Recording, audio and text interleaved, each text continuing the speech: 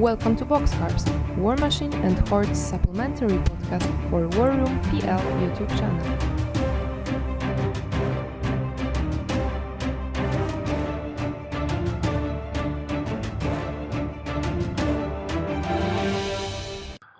Welcome to episode 9 of Boxcars. It's an episode all about the Smog Con and also some additional stuff that came up in between. So I'm Marcin and I'm playing Signar and some minions. Okay, hi, my name is Rafał and I'm playing Mercs and that's all. For now. For now. And the rest. And here's Jaromir. I'm playing Grix for now, probably Mercs in future, and Grimkin. Oh yeah, Grimkin coming. And we have a special guest today, Patrick. You are a known Signar player, winner of Smog Con Masters 2016 and 2017. And in 2017 you took also IG with Signar. So congratulations on that and welcome. Thank you very much. Great to be here.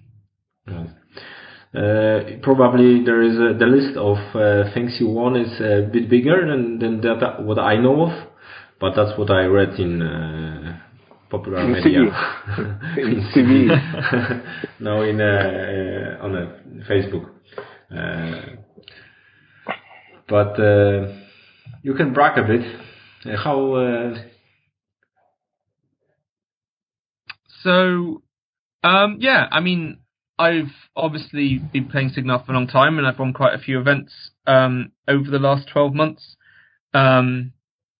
Mostly team tournaments, to be honest. I won Team Storm in Slovakia, along with my team, of course, and the London team tournament more recently. I also played in the ClubCon Invitational, although I got pretty smashed and ended up going 2-2. And I won UK Nationals back in November. So that's the recent stuff. Nice. Yes, we've got famous person. Yeah, we probably don't have the whole podcast to listen to all your wins, so let's skip that. But we are very happy to have you, and later on we'll talk a lot of about Smog Con and your recent games, yours and Rafał's. And just as a news update on from our podcast, next week we will be on a tournament in Berlin, Gober Crown 3, and we'll set up stream and recording of games, probably 2 or 3 tables, depending on if Rafał wants to record also. Because I'm buying specially computer for that because I don't want to bring the big one. Okay. My multitasking skills only allow me to record 2 games at a time. And this takes a lot of, maybe not a lot of, but it takes some strain on your running around and starting up streams, etc. The stream will be dependent on the internet on site, but the tournament organizer said there is decent internet connection, so that should be fine. Alright, so our first topic before we start about host questions to Pat and Rafał and Smog Con in general, it's a dynamic update, a recent dynamic update, and CID, so Community Integrated Development. Our thoughts, our brief thoughts on the subject. So maybe we'll start with our guest. What do you think, Patrick, about the dynamic update in general? Because it was quite a news for the community. Everybody was expecting a errata in a couple of months, but that dynamic update just dropped like a gift from heavens. That is exactly what it was. Yeah. So, I think it's really exciting. I think prior to the update, Privateer Press obviously had told us that they were planning to do this kind of thing, but no one really knew what they had in mind exactly. And to see that a dynamic update is basically just a small balance patch is really reassuring, because it suggests that whenever something comes out and is broken or gets out of hand, then it can be quickly and easily fixed, which is really good news for the health of the game, I think. Yes, exactly. So I don't think we need to go through the details of what happened in the update, but because a lot of other podcasts already covered it. Yeah.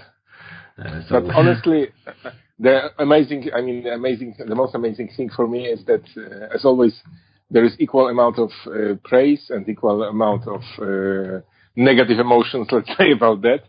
And I heard Chain Attack talking about that, and a little bit. And one thing that Josh said from Chain Attack really struck the right tune, I would say. I hope, but I think it will be like that, the updates will allow us to play the game, to enjoy the game, and not to make the meta too fluid, let's say. So if they flat out all the edges and make them, make the game great again. I couldn't resist, sorry. So make the game better. They will leave it for time being. If there are some things that, like, let's say, Storm Lances that are good but are broken, I don't think so. So anyway, they will not change too much too fast, okay? So there will be periods for, let's say, 8 months or 6 months if the big women are done, then the game is developing and we will see how it goes. So I agree with that, honestly. I also believe that the lenses, we are on the topic that is very hot on the internet nowadays, that they are not broken, but on the other hand, if they got some small tweak or nerve, I would not be crying, because I can see also Privateer Press just wanting to change something in the game. Maybe they think also the lenses are not broken, but everybody is using them, and it's the stagnation. Stagnation is not very good for the game, so let's change them. But then I would see also them upgrading some of our other choices, so we can have something to switch to. So I actually disagree with that in the context of a dynamic update.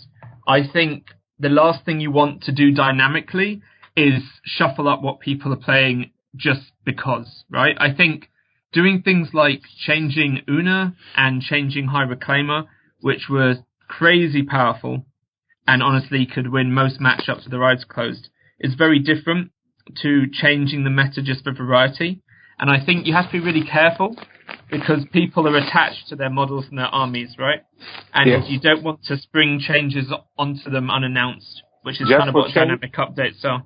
Yeah, change for change's sake, we would say. Yeah. That's not necessary. Don't get me wrong. I'm not saying that we shouldn't change things. I think change is good, but I don't think that's the place for a dynamic update. I think if you're going to make those kind of broader balance changes, you need to give prior warning. Yeah, they are definitely the lenses are definitely not the level of Una 2 broken. That's not the same.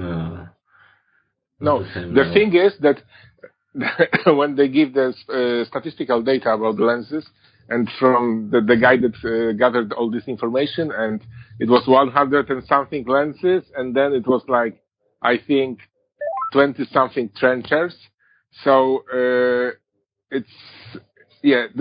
sad thing is that it's so obvious to be an auto-include with lenses, and not that something that they are too strong, right? Yeah, but on the other hand, if you look further in that document, there are 120 or more core, so more core units than the players, definitely, and the lists.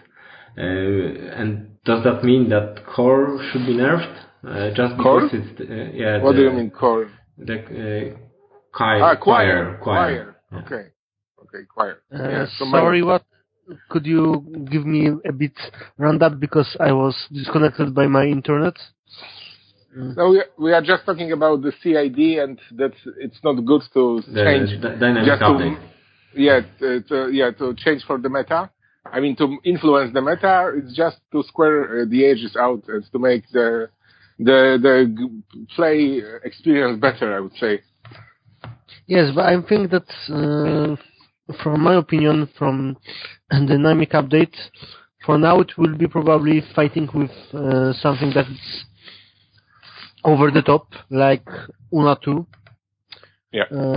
But in future, probably, I think it should go to the way that models will be more balanced due to we want to see some variety of models. And if you see every release with 2 units of Storm Lances, then something is wrong. But the question is if it's wrong with other models or with Storm Lances. So there are many ways to cope with it. People are now concentrated on the lances, but if you look through all the nations or all the factions, in each faction there are models that are taken, and that doesn't mean they should get changed just because they are taken. If you take Menot, it's Iridians. If you take I don't know. Don't take Mercs. We don't have any infantry. I see Forge Guard in every list. Yeah, and Gunpowder is everywhere. Oh, but we are talking about infantry. I'm afraid to open my refrigerator. Come on. Okay, so what do you think, guys, about the forum cleaning up and a lot of pain in the certain parts of body are growing because of this, that people they don't even see what will happen. They don't even know what will happen, but already the pain is, big, concerning that they will clean up the forum, remove the forums, what they want to do. What's your opinion on that? I think that the forum needs to be clean because we change editions and there are many topics that are from Mark II. And if you need something to find, you can sometimes be cut that you find not the topic you are searching for. So probably archiving and cleaning forum is needed. Also the seat that continuous community integrated development needs another forum. So I'm not going to think that it's something odd that they are preparing it for the future, especially they start till next Monday. Yeah. From next Monday. And their search function is totally broken, so they need to fix that as well. If you try to do search in the forum, it will never find. I can never find anything there. Yeah. So if you look at how PP have been interacting with the community basically since the launch of Mark III, they've got better and better, right? They have way more presence on the forums. They're involved in a lot more podcasts. They're way more active on social media. Their insiders are more frequent and of higher quality. They're really firing on all cylinders. So I've got no reason to expect that the update to the forums is going to be anything other than an improvement. The community is obviously really important to them, so I'm sure the new version of the forums will be better than the last. Exactly. They show a great care of the game. It's not like some other game producers that want to sell models only. Not to throw out names. Yes, still, even if you can be mad at the game or something that Mark III was not Mark II level from the beginning, still communication with them, with community, is something that other companies should learn. Yeah, exactly. All right, so the CID is starting, and to be frank, I don't expect it will be. It will give some feedback from the community before the items will hit the shelves. and tables, but and I hope it will just find out the most broken things. But I don't think that there will be so many changes coming from CID, because there are not so many broken models actually. So, what are your thoughts, Pat? Yeah, definitely agree. Yeah. Sorry, go on. Yeah. Please go on. I will talk after you. Okay. I was saying I definitely agree with you. I expect that the models that they release next week will be pretty solid, and that what I hope is CID only ends up making a couple of tweaks. What I'm dreading is the massive volume of posts and opinions that are going to be so difficult and painful to read through. And that's just speaking for myself, and I'm not a game developer, right? There's going to be so much noise. It's going to be really hard to tell what kind of feedback is good quality. Yeah, I'm actually interested how they will manage that, because in one of the podcasts it was said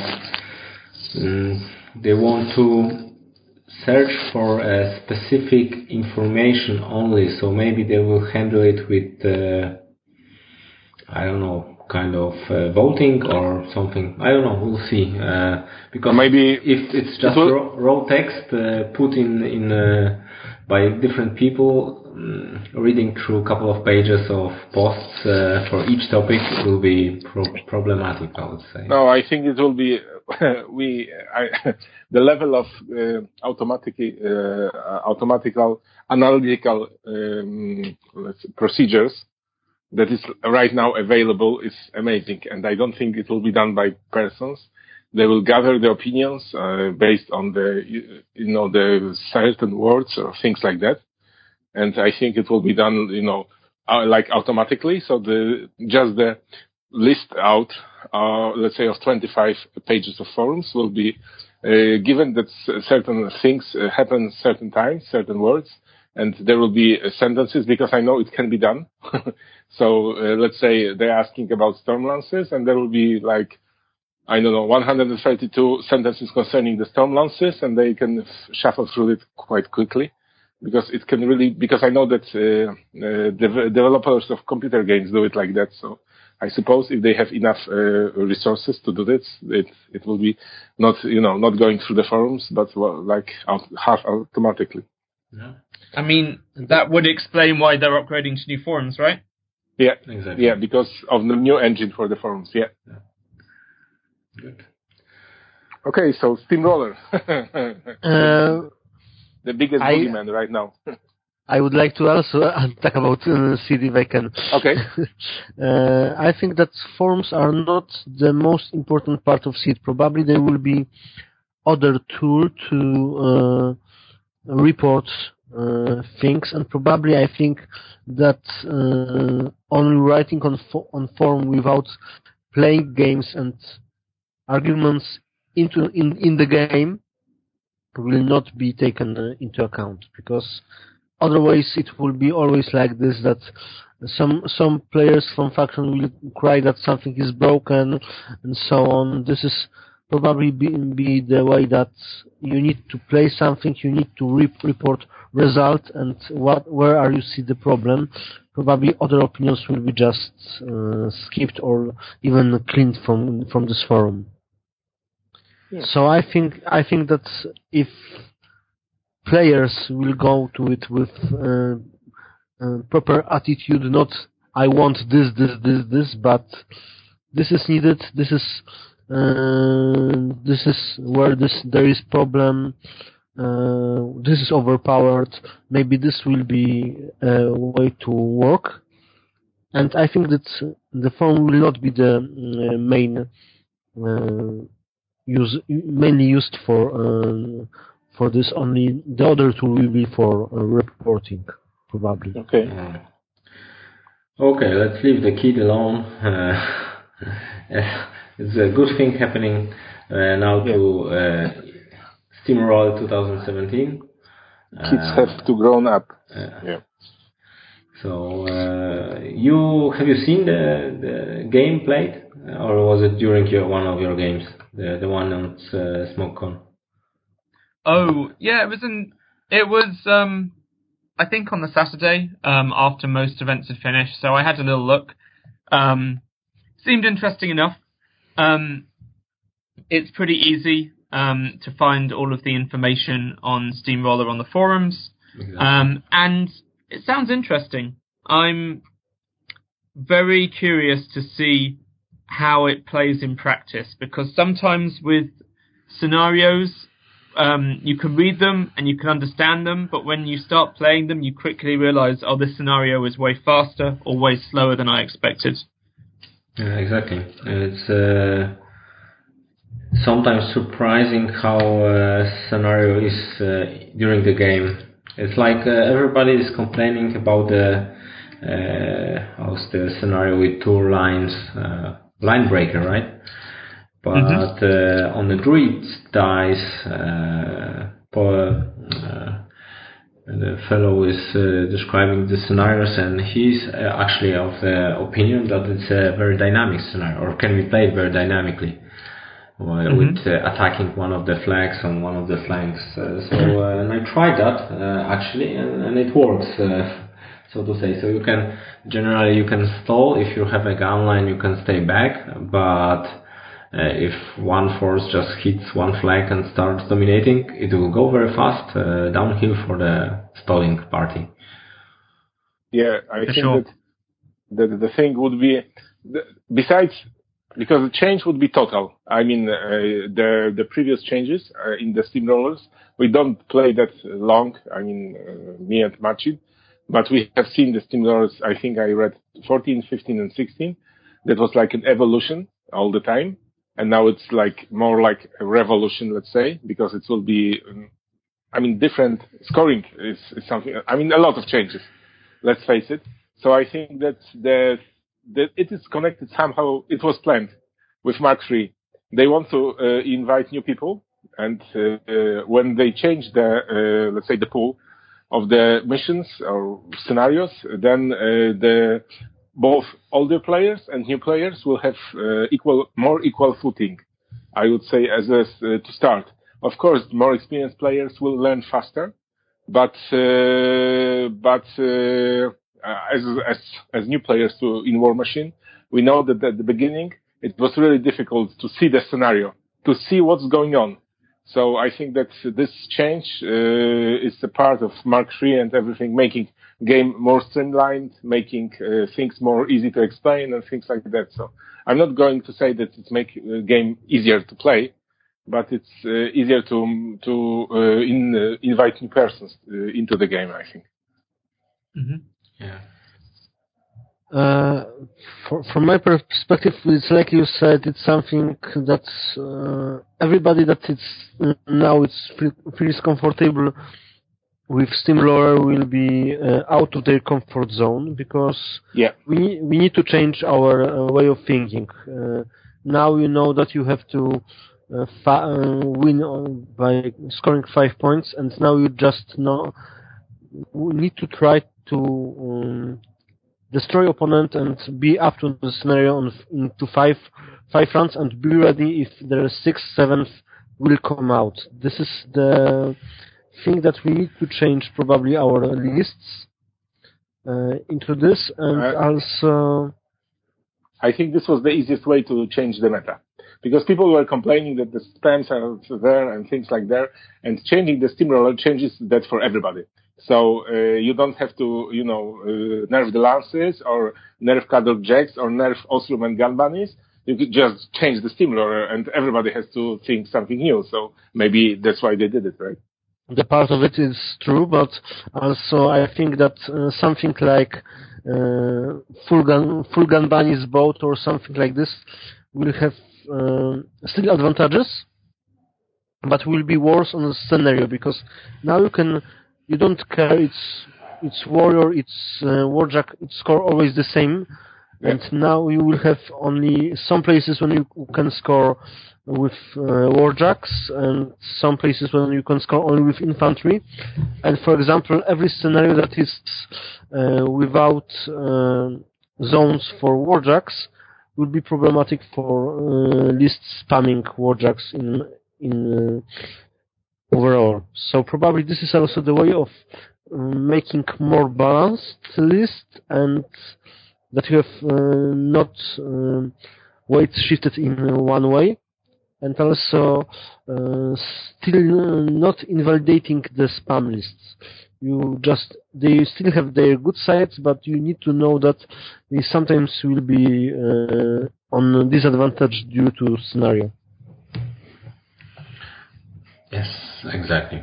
All right. So frankly, we all agree that something new is needed, and I also like the idea of a new way of scoring, etc. It will give another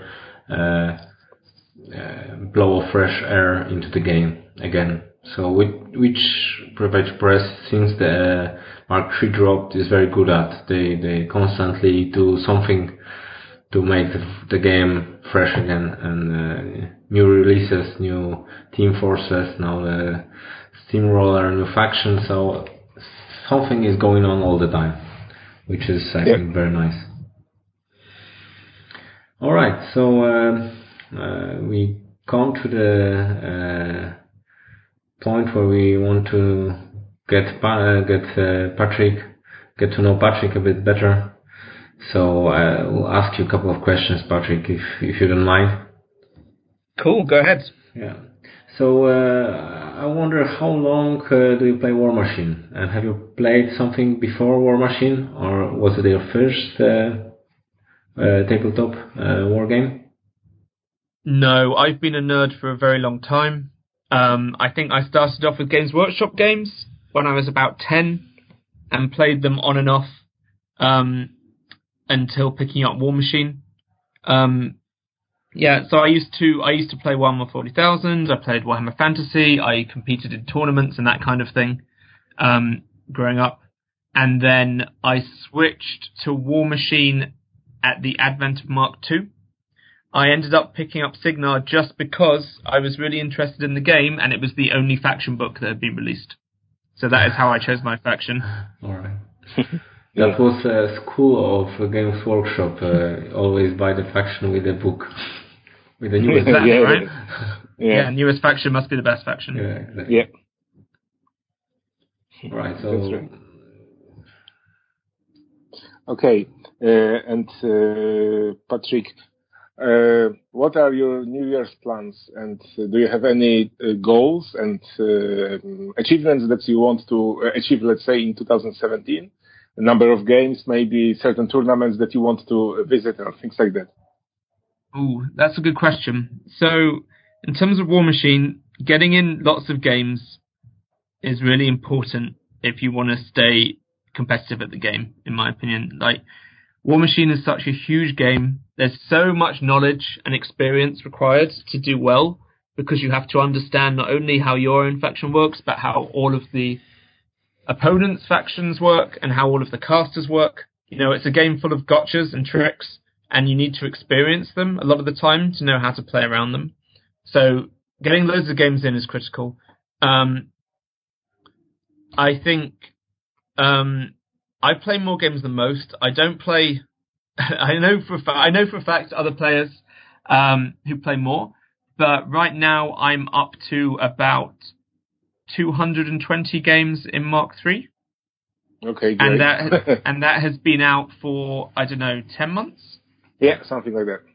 Maybe less, maybe 8? Yeah, maybe 8, 9, something like that. More, yeah, so I guess I'm close to about 300 a year, which is a lot of games, for sure. And then in terms of tournaments, playing tournament games is even better practice than regular games. And I try to go to as many tournaments as I can. I'm really fond of traveling to events, and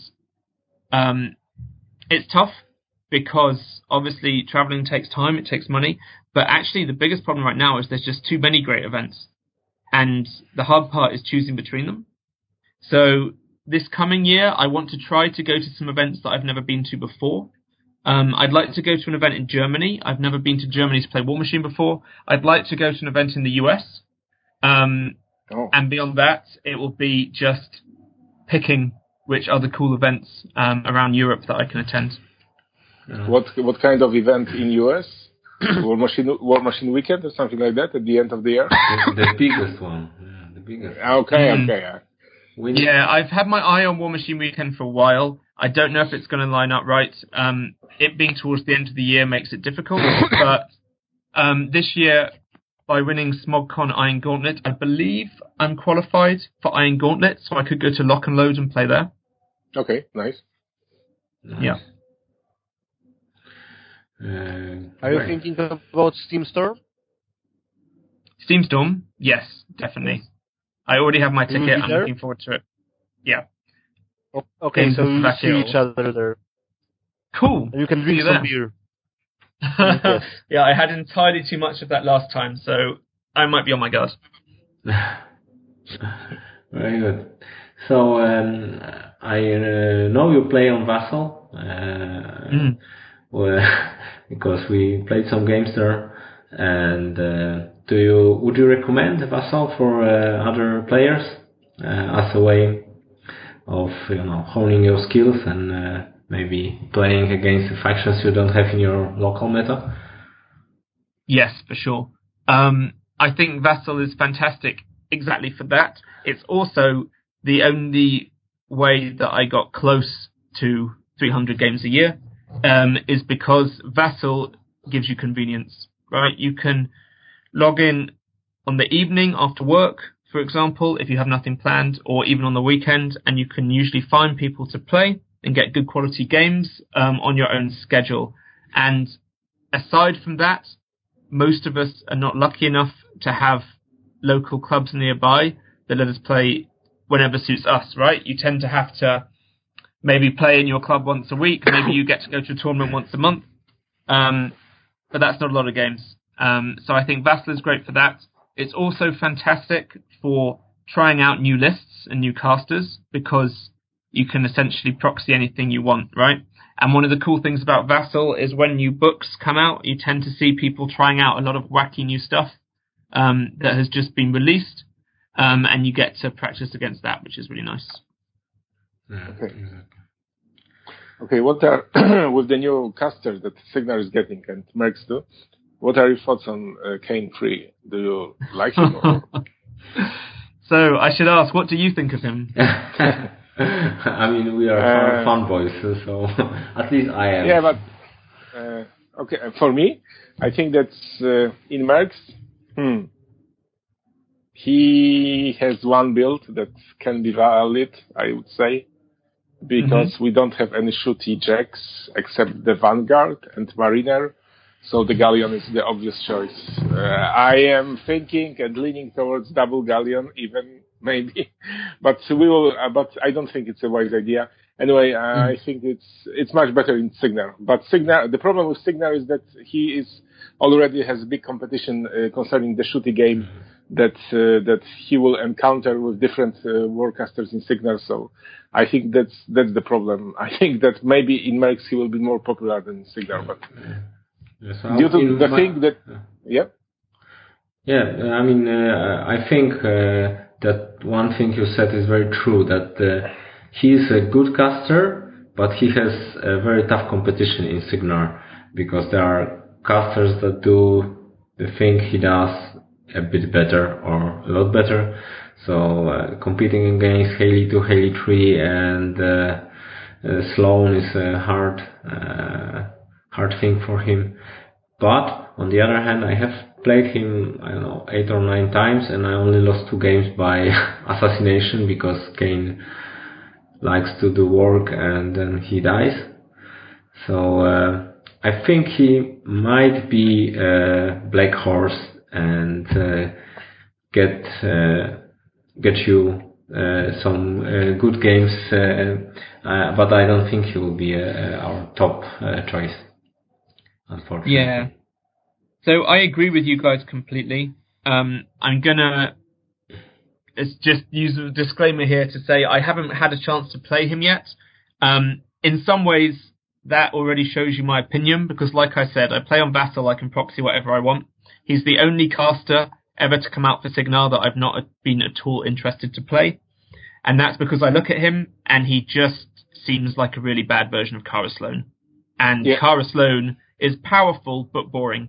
And Kane is not particularly powerful and boring. Yeah. I mean, in Mercs, he solves one problem. He solves the cloud wall issue, right? So that's why, but Signal has many solutions for that. So that's why I think that we will see him win Mercs and win games and play well with at the tournaments. But as a dark horse, that's all for now, I think. Yeah, I think if you want to, the one thing he has going for him in Signar is that he's got Calamity, right? And I think that's his one selling point compared to every other caster in the faction. But on Focus 6, with no other good spells, with a medium feat, like, Calamity's good. Is it good enough? I'm not convinced. But, like I said, I've not played it, and maybe I'll be pleasantly surprised when I do.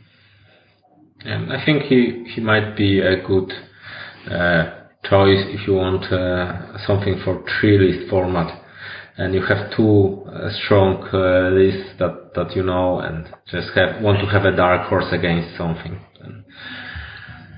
Then maybe, but yeah. Let's leave Kane alone. Everybody thinks the same. I'm so disappointed with that. Yeah, can I just add the final thing for me that makes me really unhappy to play him is just how bad his defensive stats are. You know, being 13 armor with no real defensive tech other than a 2-inch teleport, like, I can't see how you can put him on the board and not just die. Yeah, behind Storm. Yeah, to ruling artillery. Yeah. Has that been your secret to success in your games? Just hiding him behind Stormwall?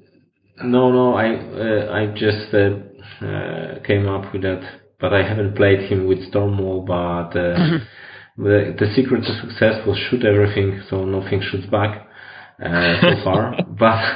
But when the 2 games I lost because something survived.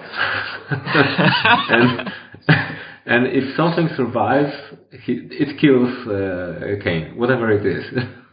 Yeah, I believe you. Seems legit. Yeah, but I was thinking maybe hiding him behind Stormwall. Then Watts could Shadowfire Stormwall, and I can shoot through Stormwall at everything and not move at all from behind it. So that would be a solution maybe to but it give works. him some bit survivability. It works both ways, right? I know. I need to kill the other Shadowfire on the other side if I want to survive. Yeah, but of course I'm not stubborn on that Kane is a top level caster, Kane 3. But I will try him when I get the models and I see what it will be. Maybe something will come out of that. Maybe. All right. So how would you? What caster would you put in Signal's top 5? Yeah, so definitely not Kane 3. He's fleshing the wound, I think. So it's stop putting question. Salt in my wound. More salt, salt, please. So it's tough because since Mark 3 launched, I think the top 5 has changed several times. What with erratas, dynamic updates, and theme lists, like the meta has changed a lot, and the options available in the faction have changed a lot. So I guess I just want to call out that top 5 casters is in a real state of flux, and my current top 5 might not be my top 5 in a month, and it certainly won't be in 6 months, which is cool. It's a good place for the game to be, and I think it keeps it interesting. Yeah. In Mark 2, the answer was just Haley 2 by mile, and then pick something to play a game, if you're playing DNC 1. But in Mark 3, it's really diverse, and I think all of the casters that I'm about to name are good enough to be your primary list in a 2-list pair. And for me, those are Haley 2, still. Despite many nerfs, she remains great. Haley 3, an incredibly powerful, versatile caster, and the Smoke Wall is incredibly obnoxious.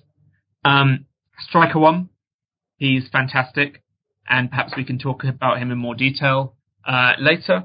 And then after that, those three are basically like the control casters. And then I think the best gunline casters that Sigma has right now, you could argue that those three are good gunline casters, but for me the best two are still Kara Sloan and Nemo 3. And for me that's the top 5. But it's, like I said, it's close. And there's a lot of casters who I wouldn't put in the top 5, but who are still fantastic, and I would happily take in a tournament. Casters like Stryker2 is very, very strong. Maddox is good. My favorite, yeah. And I think there's a lot of casters right now who are underplayed but fairly powerful, like Darius, Siege, Kane 1. There's a lot of stuff in Signa right now that's really quite good. Yeah. I actually want to try out Kane 1 and Haley 1 as in team with those the worst team we have. Oh yeah, I've been playing actually. That is this. I've been playing Haley 1 in the Arcane Tempest Gunmage theme, and it's really good. Okay, that was my dojo that I want to try out. Although I'm thinking that I'm maybe doing myself something bad with that. But if you say it's good, then I will try it out definitely. But if you are outpacing the meta, then you are winning tournaments, right?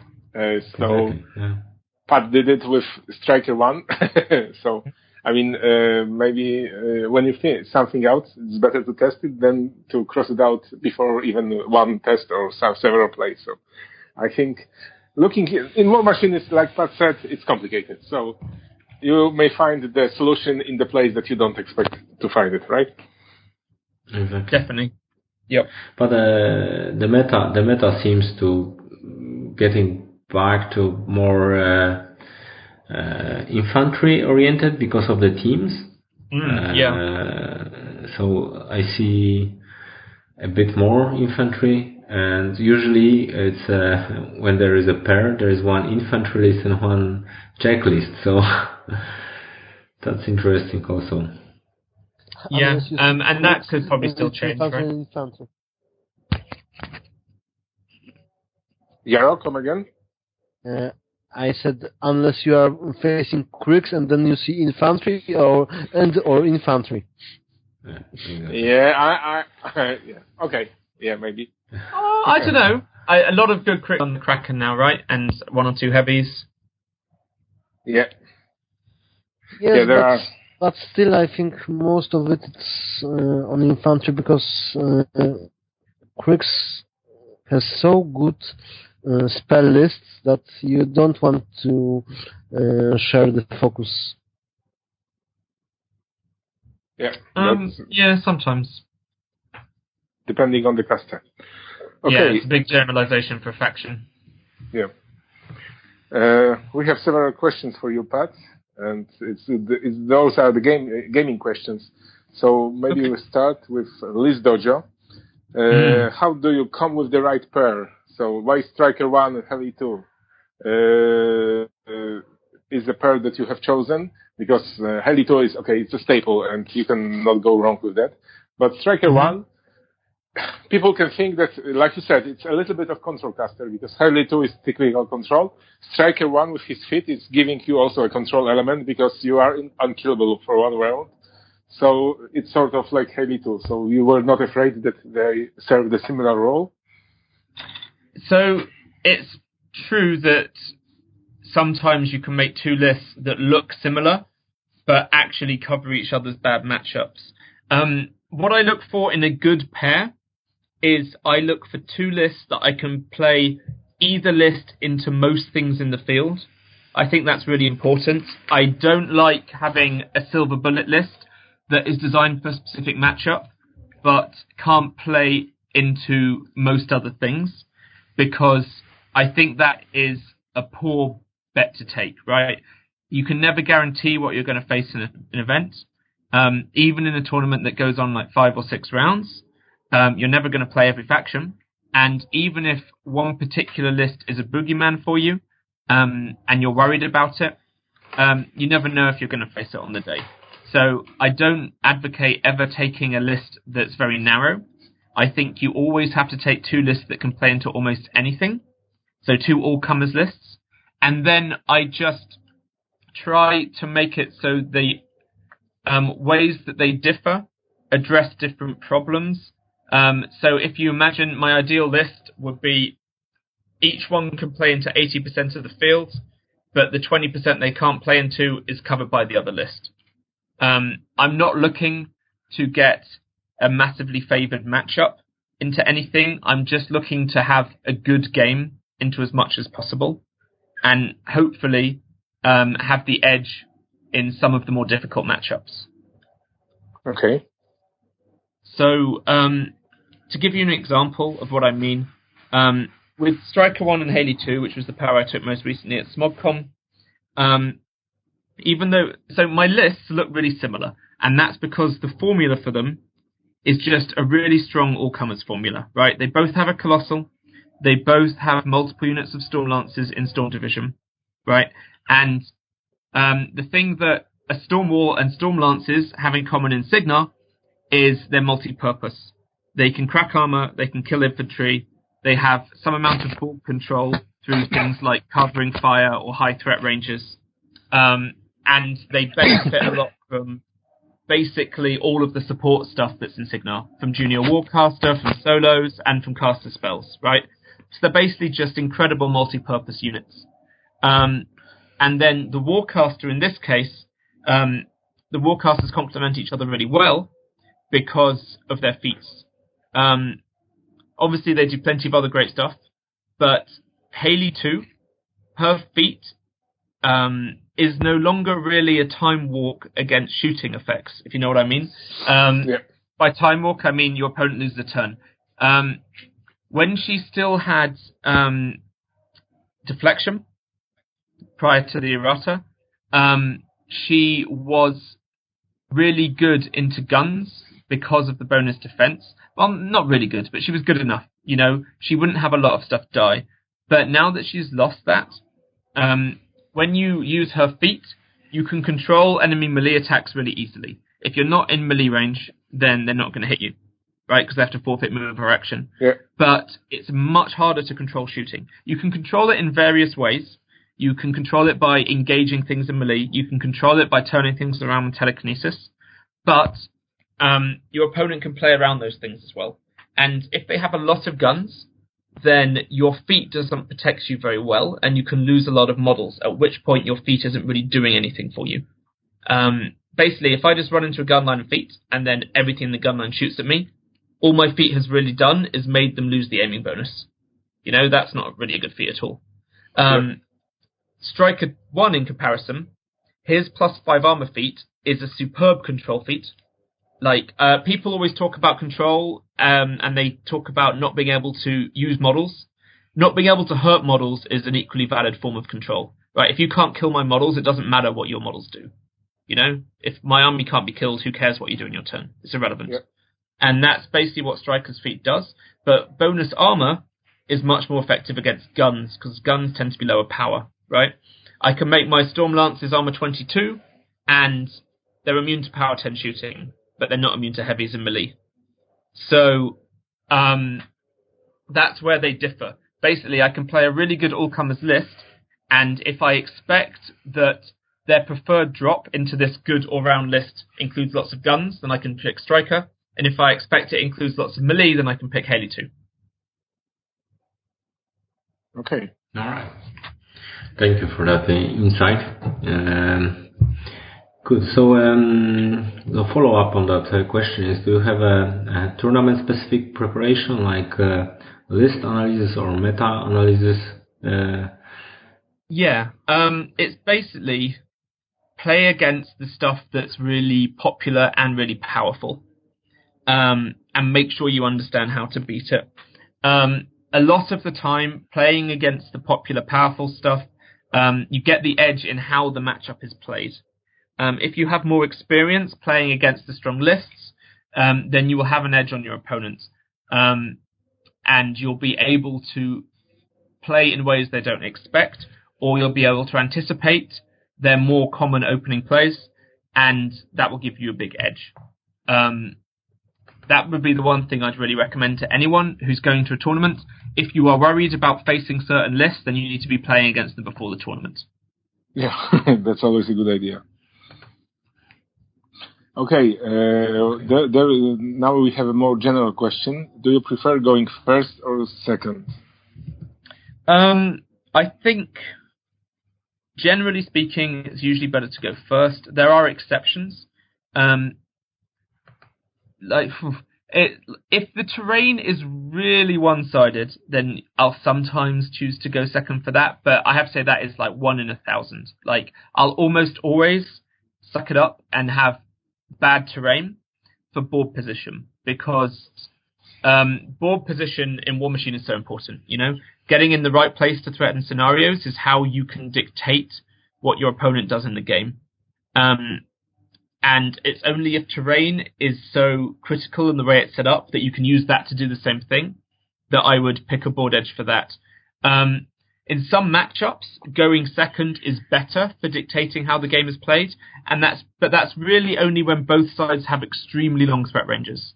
Like, if your threat is so long that we can both start hitting each other after the first player has moved, then going second can be better.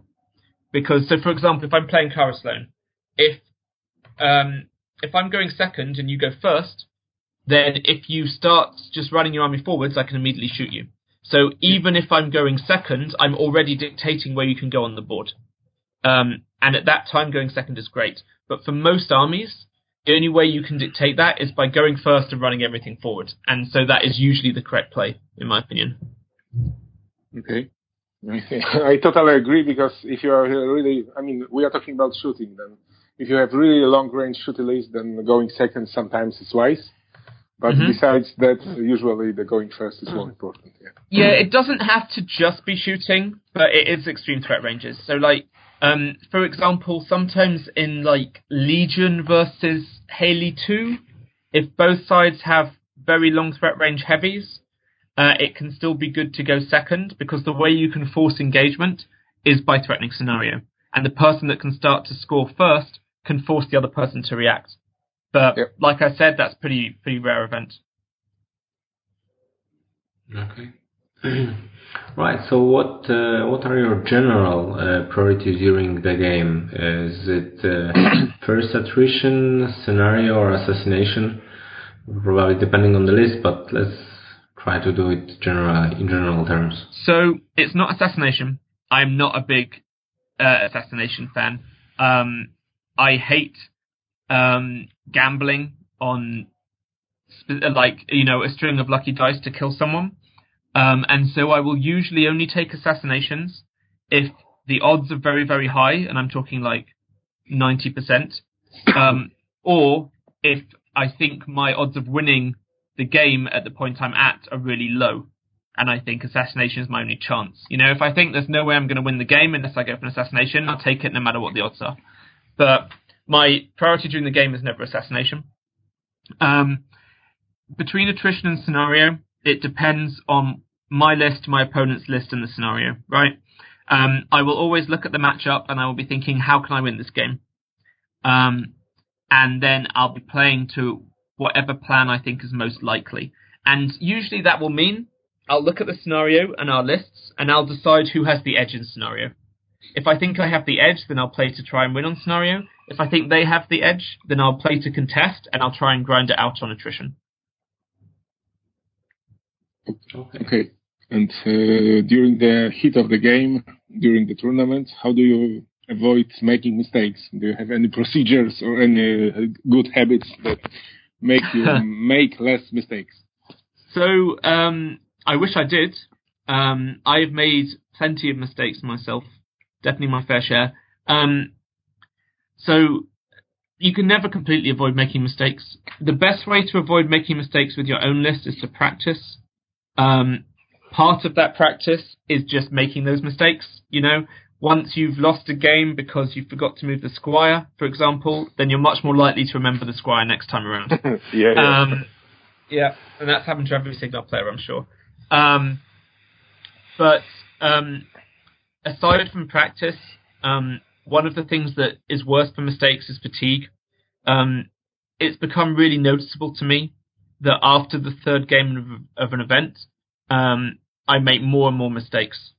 Now, your standards like Steamroller may only be 3 games in a day, but in a lot of the larger conventions, tournaments are usually 4, 5, or 6 rounds. And if they're all played in the same day, then that's when mistakes start to pile up. So I'm not very good at following this advice, but in general, I would just try to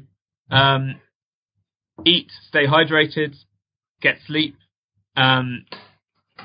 before the event, and certainly before a big event. And I actually think that makes a huge difference in regards to your fatigue and your ability to stay on top of games in later rounds of an event. And best to be hydrated by non-alcoholic drinks. Yes, that's actually it. Yeah, I know it's obvious, but in cons, obviously there's a lot of booze, right? People are usually sharing drinks all the time, and I will try to avoid it as much as I can, especially prior to the final round. All right.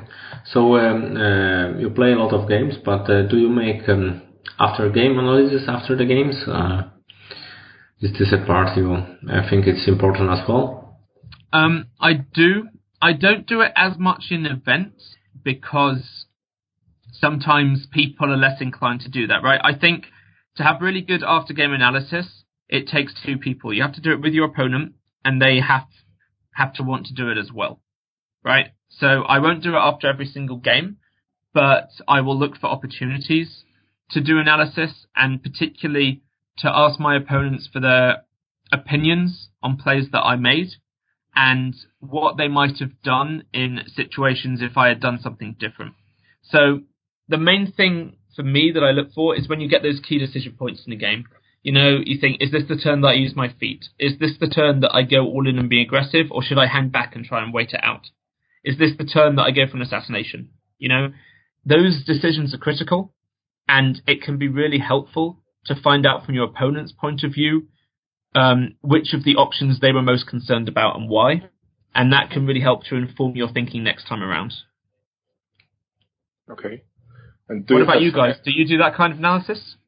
For me, it's I mainly analyze my losses right now, because this is something that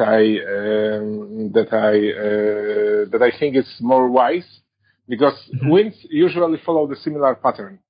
It's either somebody is not prepared for your list or for your way of playing, or let's say makes mistakes. It's similar, but not sort of, because sometimes you can have such an overwhelming superiority due to lack of knowledge by the opponent, that it's not even that they are making the mistakes, but they don't have the clear idea of the play. But if I lose, like we play together, so let's make it an example.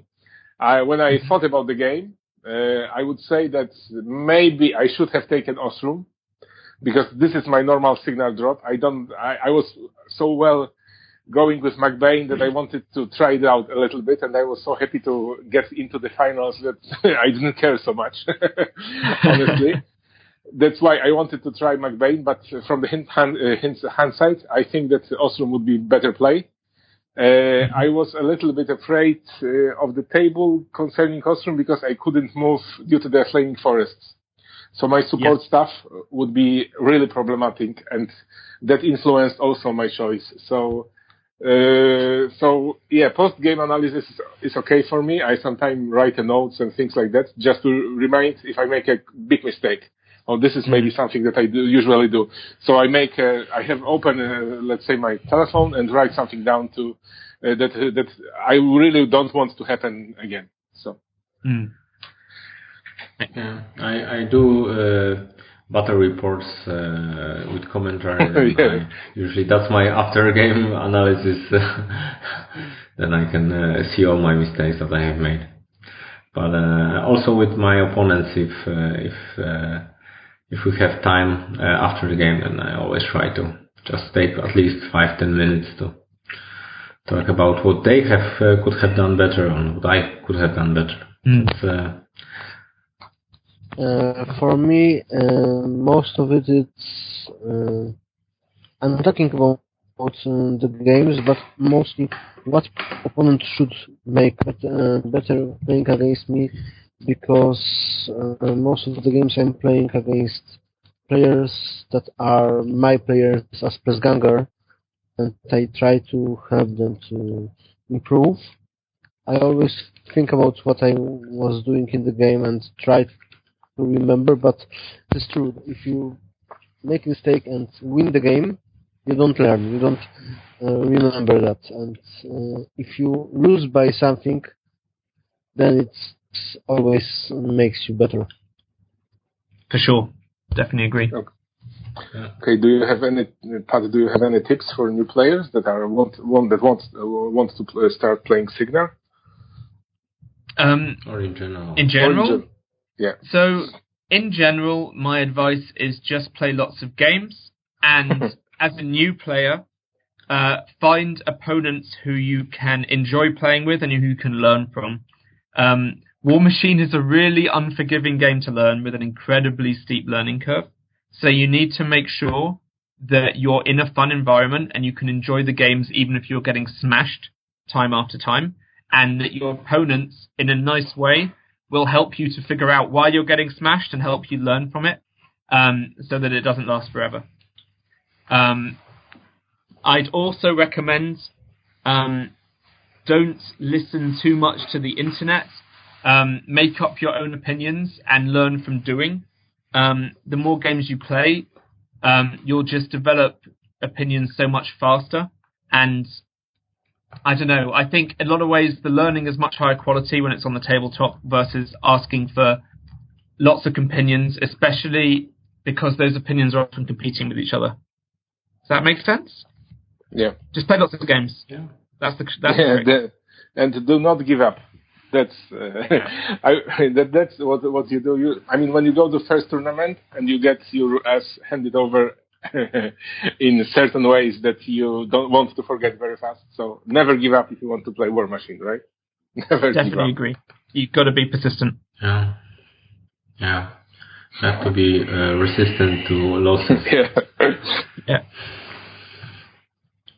All right. So that's a nice tip. And what was your take on current state of the meta? Is Signar already in top tier? And how would you rank the other factions? So, like I said before, the meta's changed a lot. It's changed so much, even in just the last 2 months. It's like, right now, I can give you my opinion, but it'll be a snapshot. And I would be shocked if I have the same opinion in a couple of months, with the speed of the erratas and releases and all that stuff. Right now, I think the game is the best it's ever been from a competitive balance point of view. There are lots of factions that I think are all very close together in power level. And I do think that Signar is one of the ones at the top, but I think Kador, Mercs, Menoth, and Retribution and Circle are all at the top with them. And that's like half the game. And then I would put pretty much every other faction just slightly below that. With the possible exception of Convergence, just because they don't have a lot of variety. But the builds they do have are really good. And Trolls right now, for a similar reason. They have a lot of variety, but they've only got 1 or 2 decent builds. At least that's the way it feels. All right. Good. So Rafał has to leave for a couple of minutes, but I will continue on with Yaro. So we have a couple of questions from community also. Mm-hmm. So Thomas Guan, some people know him. So he asks, how do you feel about the Storm Raptor matchup? So for those who aren't aware, Tom is an enormous troll. He actually, the reason we had 4 Signar players in Smog Con Top 8 Masters was just because Tom qualified with Circle and decided he wanted to try and give Signar a bad name, so he borrowed some of my models to play with them and take them to Masters. He then promptly lost his first round, which was well deserved. Yeah, but wasn't he and other player as well? Was it 2 players that done that, or was it just he, Thomas? I don't know about anyone else. It was definitely Tom. Maybe others. I'm not sure. But yeah, in regards to the Storm Raptor matchup, what he's referring to is he and I played a game in Iron Gauntlet in the qualifying rounds. In the Gauntlet rounds, where he was locked into Balder 2 with a Storm Raptor. So I played Storm Division. And the Storm Raptor is really bad when your opponent's entire army is immune to lightning. Because then it's just a map 5 Colossal. Yeah. What? So he was very sad. Yeah. So I feel pretty good about the Storm Raptor matchup. Currently 100% into see if that changes after more than one game. All right, so the question from Alan Finch. Your thoughts on power level of Storm Lances? We touched on that briefly at the beginning, but then you can... So, I have a lot of thoughts on the power level of Storm Lances. I think it's fascinating to see all the comments about them on the internet, and it shows maybe the downside of CID, because it's starting to feel like there's a bit of a witch hunt where if anything is good and wins, then you call it out as being too good. And I actually think Storm Lancers are good, but they're at about the same power level of all of the top units in the game. Like, most factions have 1 or 2 units that are very strong, and you would expect to see play in a tournament pair, possibly in both lists, possibly multiple units. So Storm Lancers are the best cavalry in the game. Arguably, Ferox was good. And then you have things like support units, right? You have Pain Givers, and you have Choir, which you will see in every list. You have shooting units, so you have Winterguard Rifle Corps. You have Sentry Stones. You will see those in every pair. In terms of melee units, they're not. I mean, they've got a pretty bad rap right now, but things like Sentinels are pretty popular. Statixis Raiders are pretty good. The factions that have good melee units do use them, and they use them pretty often. So, I think Storm Lancers are strong. I don't think they're any stronger than any of the things I just named, and I think the number of those powerful units is fairly evenly spread across the factions. The reason that they're so prevalent in Signar is because, 1, they're multi-purpose, and 2, they have a high threat range, and 3, the faction basically has no other playable units. And that's obviously a little bit of an exaggeration, but it's not much of one. In the context of the meta and what you need to play against, which is generally you need in Mark 3, you need to crack armor because everyone is playing with at least a third of their list as Warjacks and Warbeasts. And there's basically just Stormblades and Storm Lancers in Signar are the only 2 units that can crack armor. And they're basically both the same unit, except one is mounted and one's not. So you tend to just take the better of those 2 units, and infantry in general that don't crack armor at all, or who aren't very powerful in their role, don't really get taken in any faction. And Signar just has that problem where it's got very few good options for units. I honestly think if you took any other heavy cavalry unit in the game and you gave it to Signar instead of Storm Lancers, they would still be the only unit you'd see, and you'd see 2 at every list. Like, I would happily take 2 units of Ulans or 2 units of, what's the name of the men guys? Vengers or whatever, right? Because you just need that kind of unit in the faction. You really want high threat range armor crackers. And that's what you've got, so you take them. I will have one question about that. Do you find any weakness of Storm Lances? Yeah, they're really vulnerable to boosted guns. They're really vulnerable to control. Basically, they're high point cost for what they do, right? So boostable guns are a good way of punishing that, and control is an excellent way of punishing that. If you can stop them from getting an assault, then they don't do very much of anything. That's where most of their power lies. So, yeah, go on. The thing where I'm going, the thing is that I understand what are you talking about. I'm not agreeing about a bit of it because of things, because you named some things that some units that are good, but I think that they are under storm lances due to speed, due to boosted attacks, due to electrolytes. I don't want to go into it. I'm thinking that probably you are right that the problem is with choices in Signal, but I'm not bought on that they are fine as they are now because of maybe of the junior and giving them +3 arm many times. The thing is, I'm thinking that something maybe 1 point of defense or something a bit tweak down would be good for them if other units will get buffed. Well, maybe that's because I'm playing Signal, but I never had a problem with fighting against Storm Lances.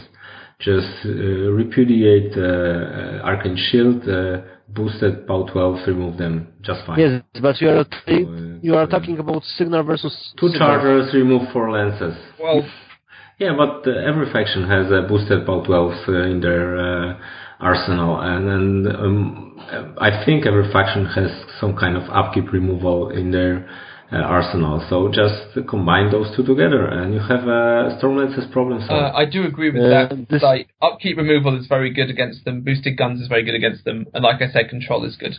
Now, of course, the counter to that, as you mentioned, is that the Signal player is aware of that, right? And obviously, you're going to take a list or a caster that tries to minimize those weaknesses. So, for example, +5 armor with Stryker1 means that suddenly boosted guns don't work for a turn. Haley's 2 feet helps mitigate control for a turn, right? But you can't cover all of the weaknesses they have in any one list. I guess the question to figure out from a metagame point of view right now is if you can build a list that can attack enough of their weaknesses that you have a strong game into them, while also being a good list that you can play into most of the field. I think that is possible, but it may not be possible for every faction. This is the thing I'm talking about, because if you are talking about Mirror, which is the most interesting and most difficult matchup, you always find a cure, because this is the same. You can counter Storm Lances with Storm Lances, but some factions can have problems with that, and I'm thinking that something in package is too much, but honestly I can't say what. So we will see future. So yeah, I don't agree with you that anything in the package is too good just because it's all very expensive. You know, like when you have a Stormlance list, it is your entire list, and usually it's standard cost of every cavalry, and like you said, it's the best cavalry in the game. Yeah, well, no, 2 units of Storm Lancers with the normal Storm Division support is 60 points, right? It's 2 20.5 man units, plus 8 points for Lattimore, 8 points for Firefly, 4 points for Junior Warcaster. So when you make that list, you're basically building around it, and it's strong, but there's a lot of things for 60 points that are very, very strong, you know, and there's a lot of really powerful options that you can take when you take 40 points of great stuff and then you apply 20 points of support to it, you know?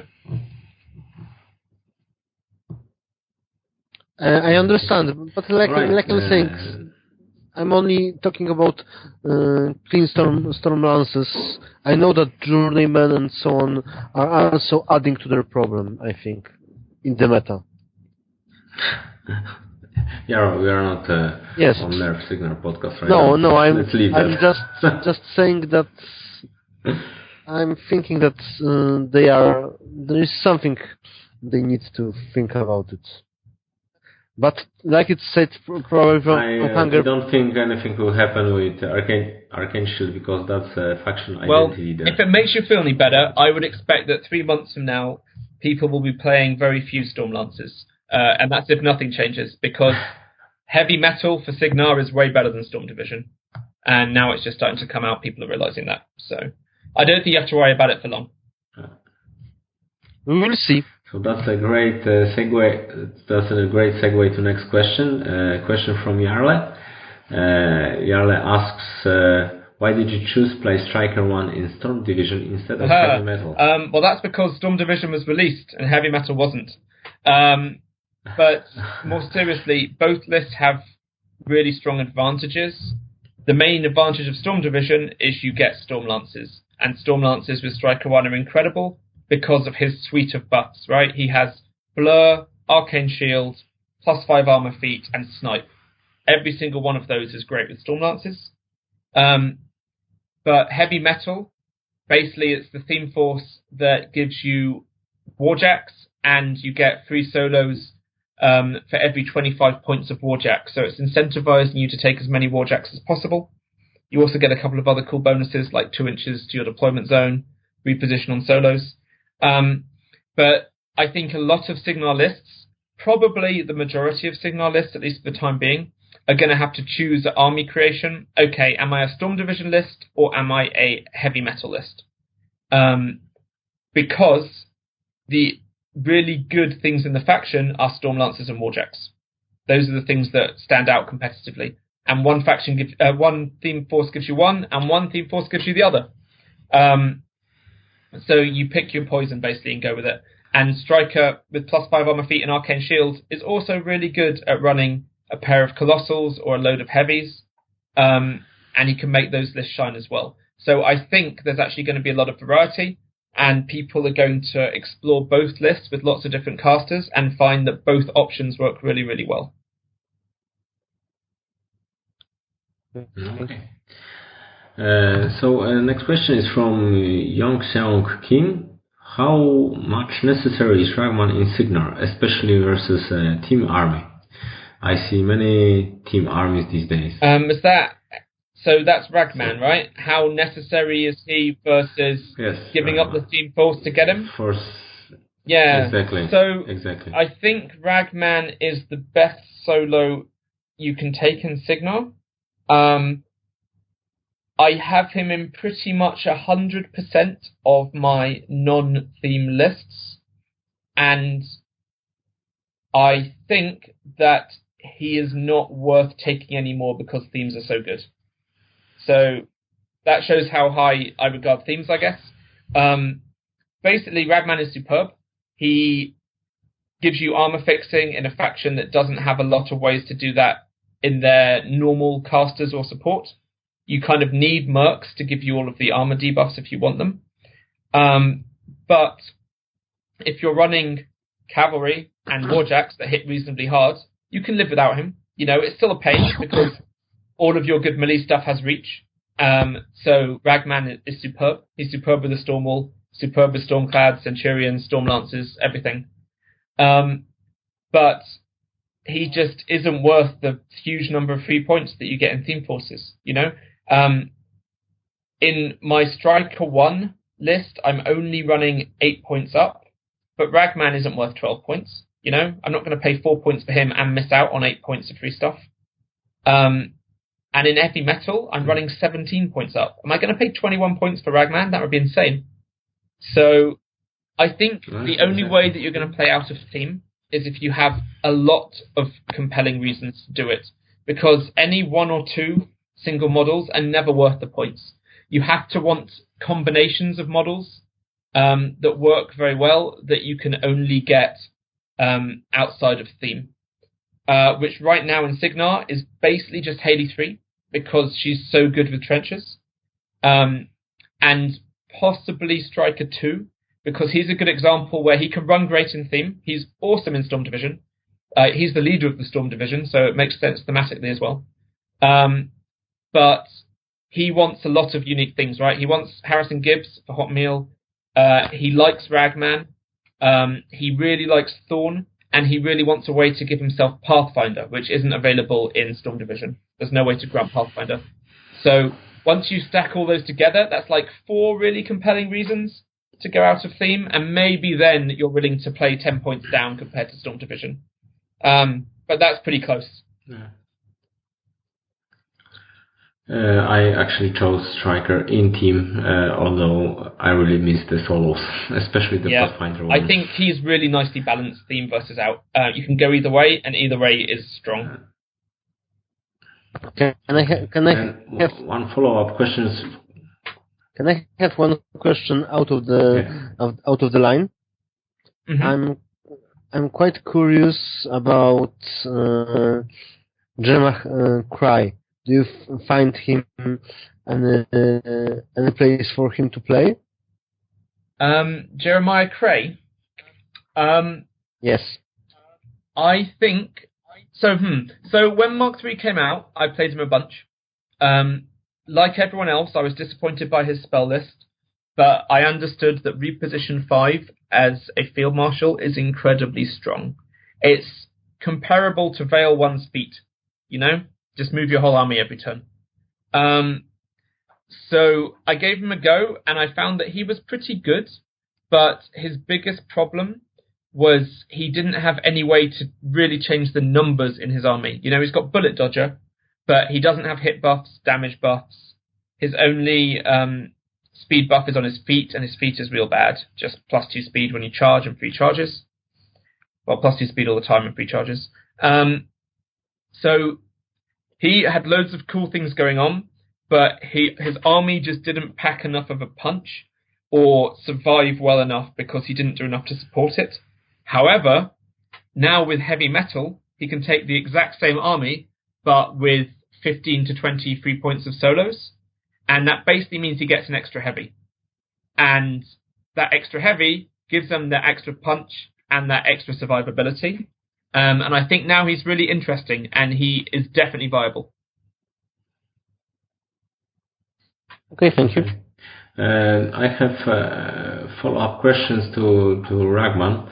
What do you think? Would you choose team for Haley 3 and drop Ragman, or is Haley 3 without Ragman not possible to play? Because then you give up also with Haley 3 So I think with Haley 3, her best builds are still in theme, just because one of the main reasons you choose to play her is her Cloud Wall.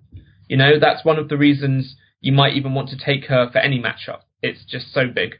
And then because you're taking the Cloud Wall, you want Ragman because he's fantastic and you can't play a theme anyway. Now, when the Trencher theme force comes out, that might change. Right, we know that Gravediggers is coming. We know it's going to be one of the first theme books. And that will mean that Haley can play a theme force with Trenchers. So when that happens, you might start to see her in theme more. I have also played against her in Heavy Metal and in Storm Division, and both of those lists are pretty good. So I do think you can play her in theme right now. I just think that if you do, you're probably better off with a different caster.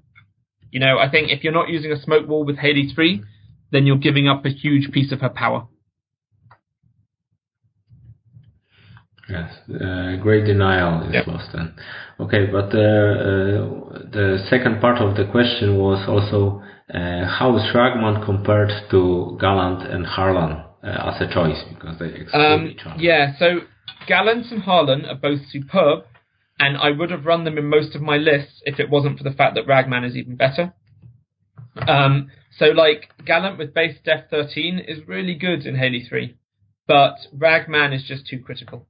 Like Ragman with Haley Past and with Stormlances and with your Warjacks just does so much damage for such a low cost, and you could protect him because of your Cloud Wall, that he is always better in my opinion.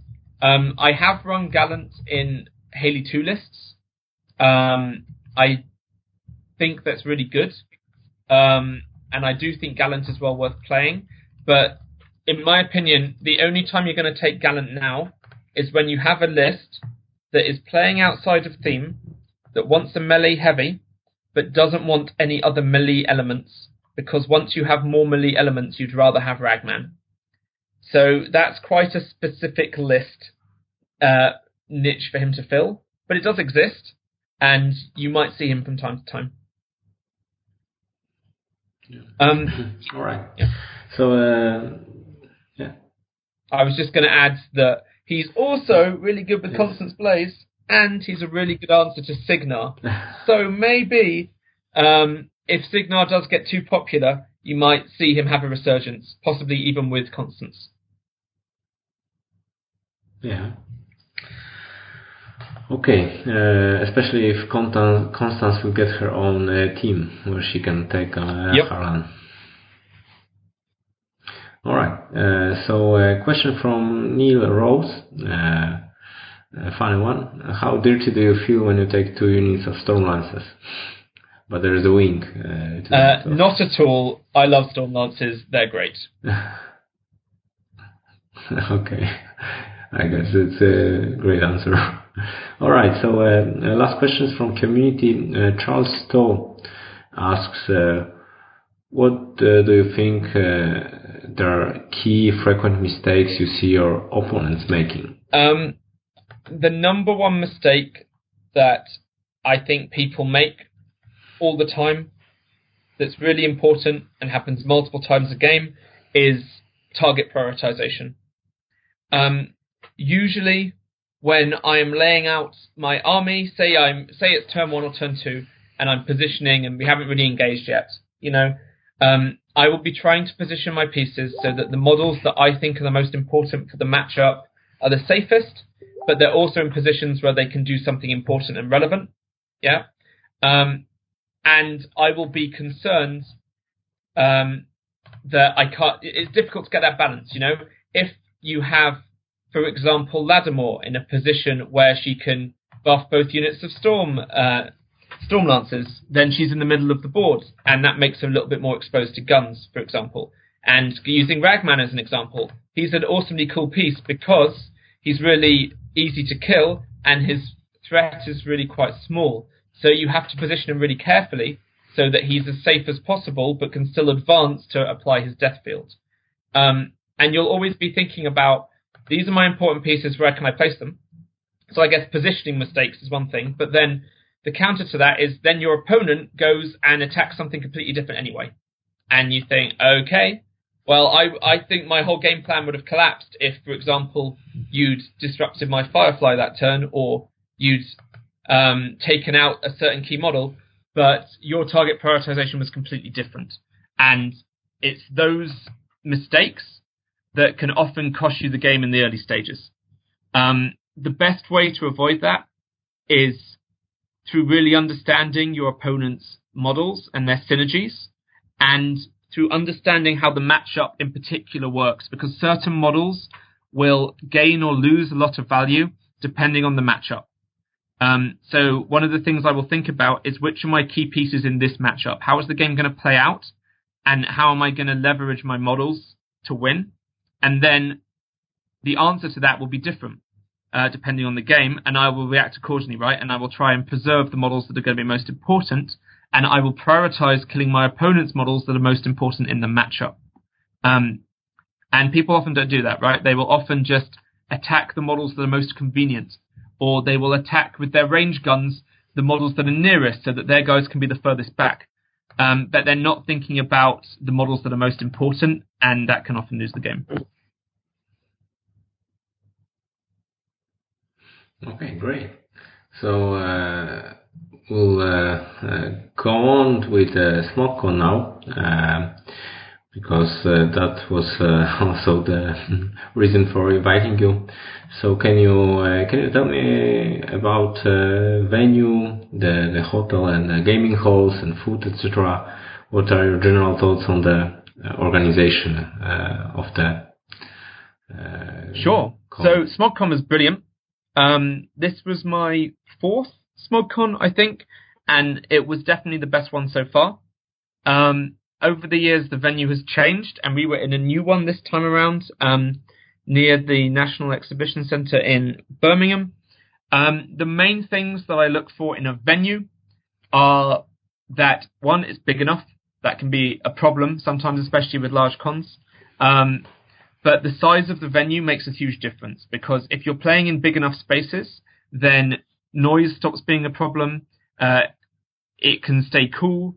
It can be way more enjoyable to spend time in if people have plenty of space. And that's definitely what happened. This time around, almost every event in Smog Con, at least all of the games of Warmachine, were all held in one huge hall. But it was big enough that it was always nice to hang out there. It was always cool. It was always never too loud, and people were coming and going all the time. And that adds to the community feel, right? Because everyone can hang out, everyone can see each other, and everyone can enjoy spending time together. Similarly, the hotel was a good standard hotel. You know, it had everything you could want. And I know they went to extra effort to provide a cheaper food option, and they basically set up like burger and hot dog stands just outside the main hall during lunch and dinner time. So that was really cool as well. Yep. Nice. Do you remember what was the overall faction representation during the Masters and IG? Tough to say. There were so many. Because I couldn't find any details and lists from the con. So I have news in that regard.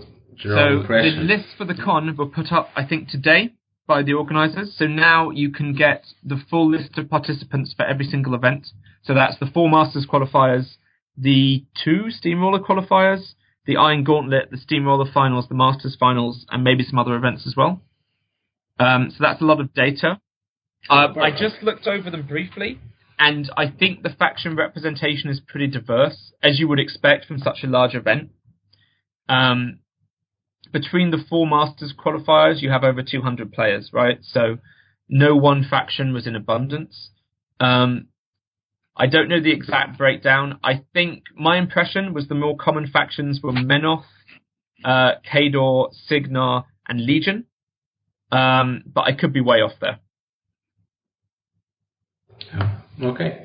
Well, I will look it up then after we finish the cast. Okay, so and the great news on during the con was release of new faction Grimkin. Do you have you been on the presentation? Yeah, so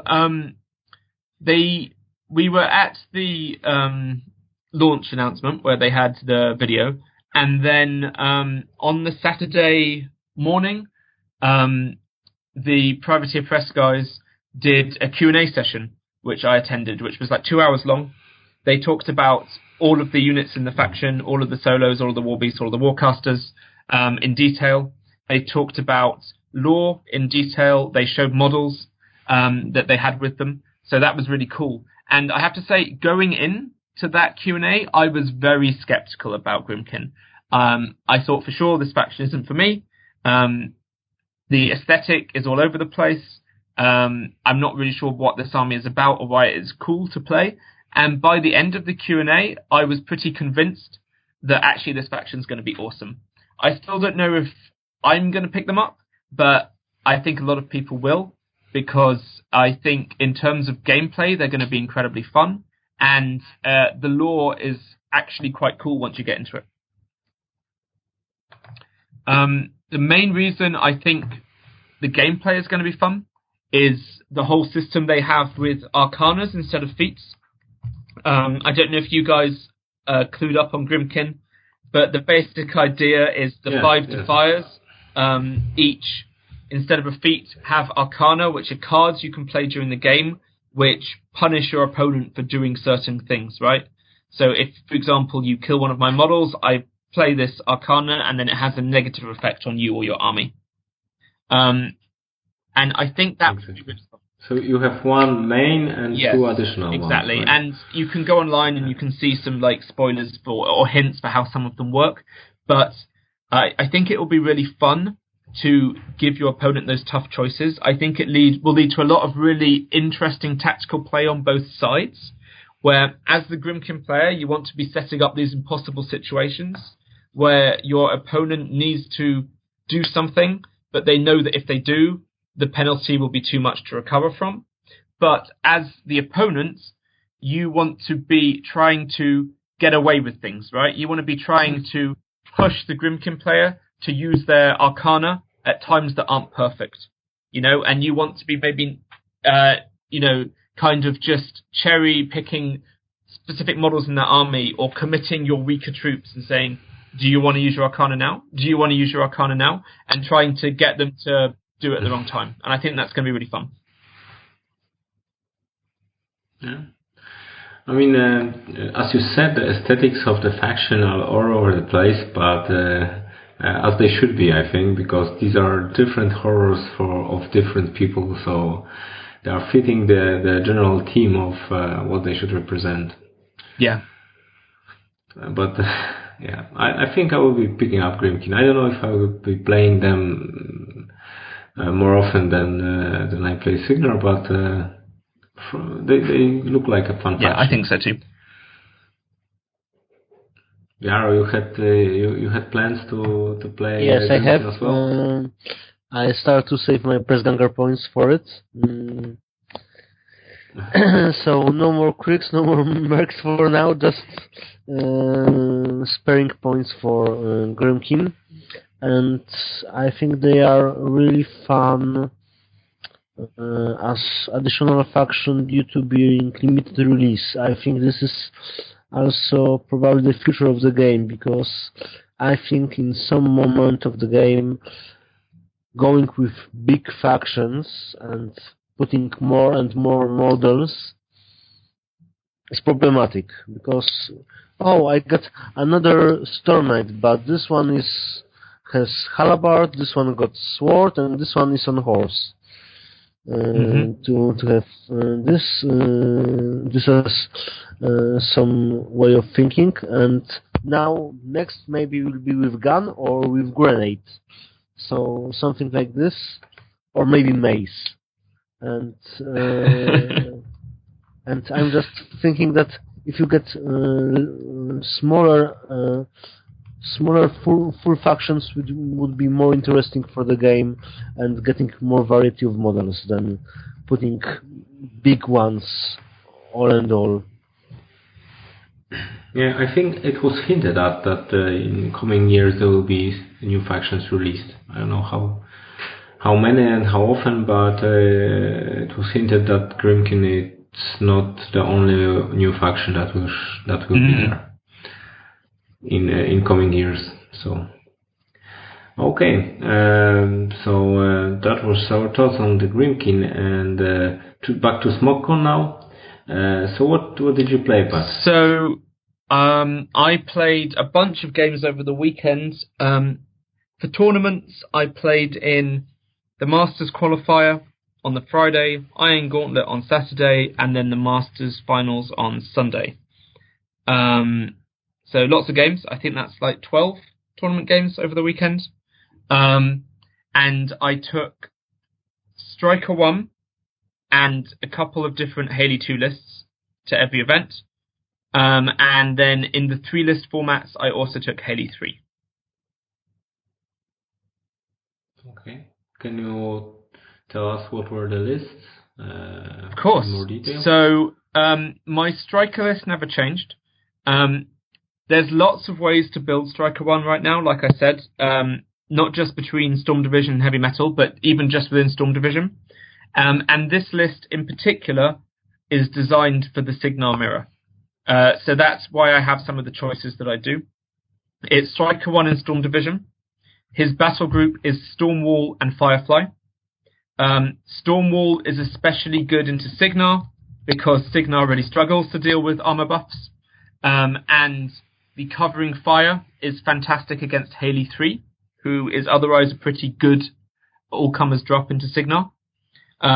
Basically, you just put Snipe on the Stormwall, and then he puts Covering Fire 14 inches forwards into the Cloud Wall, and then the trenches can't advance in Cloud.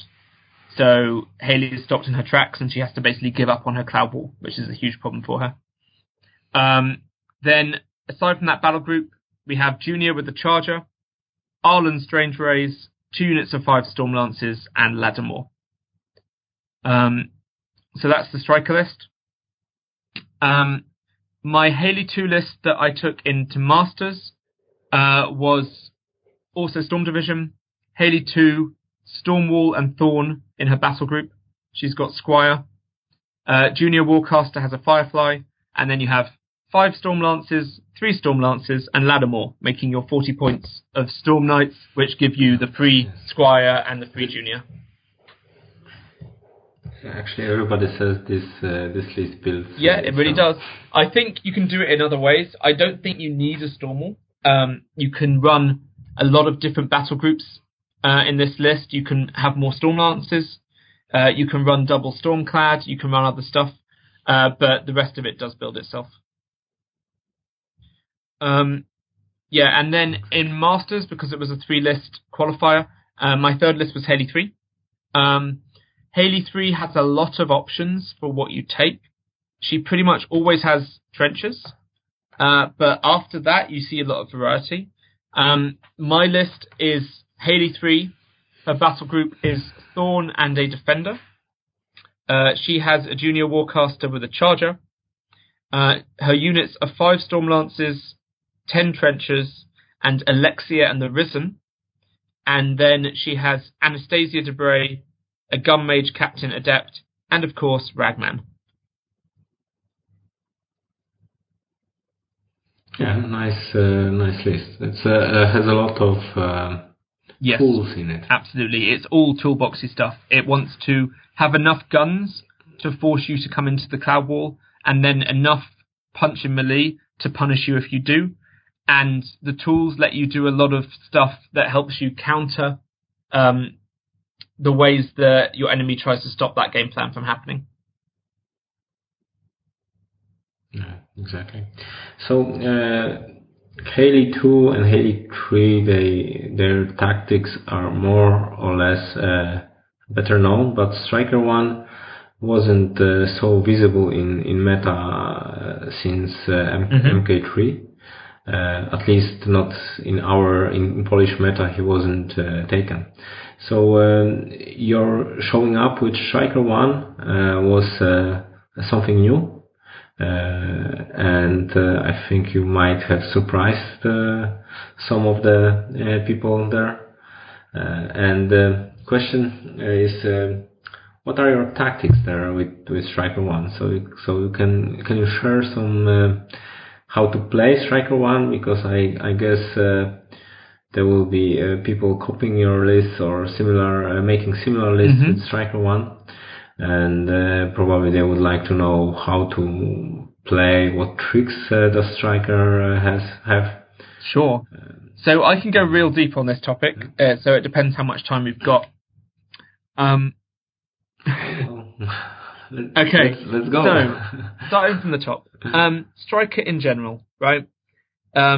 He's got a very broad toolkit of spells, right? His spells are useful in a lot of different situations.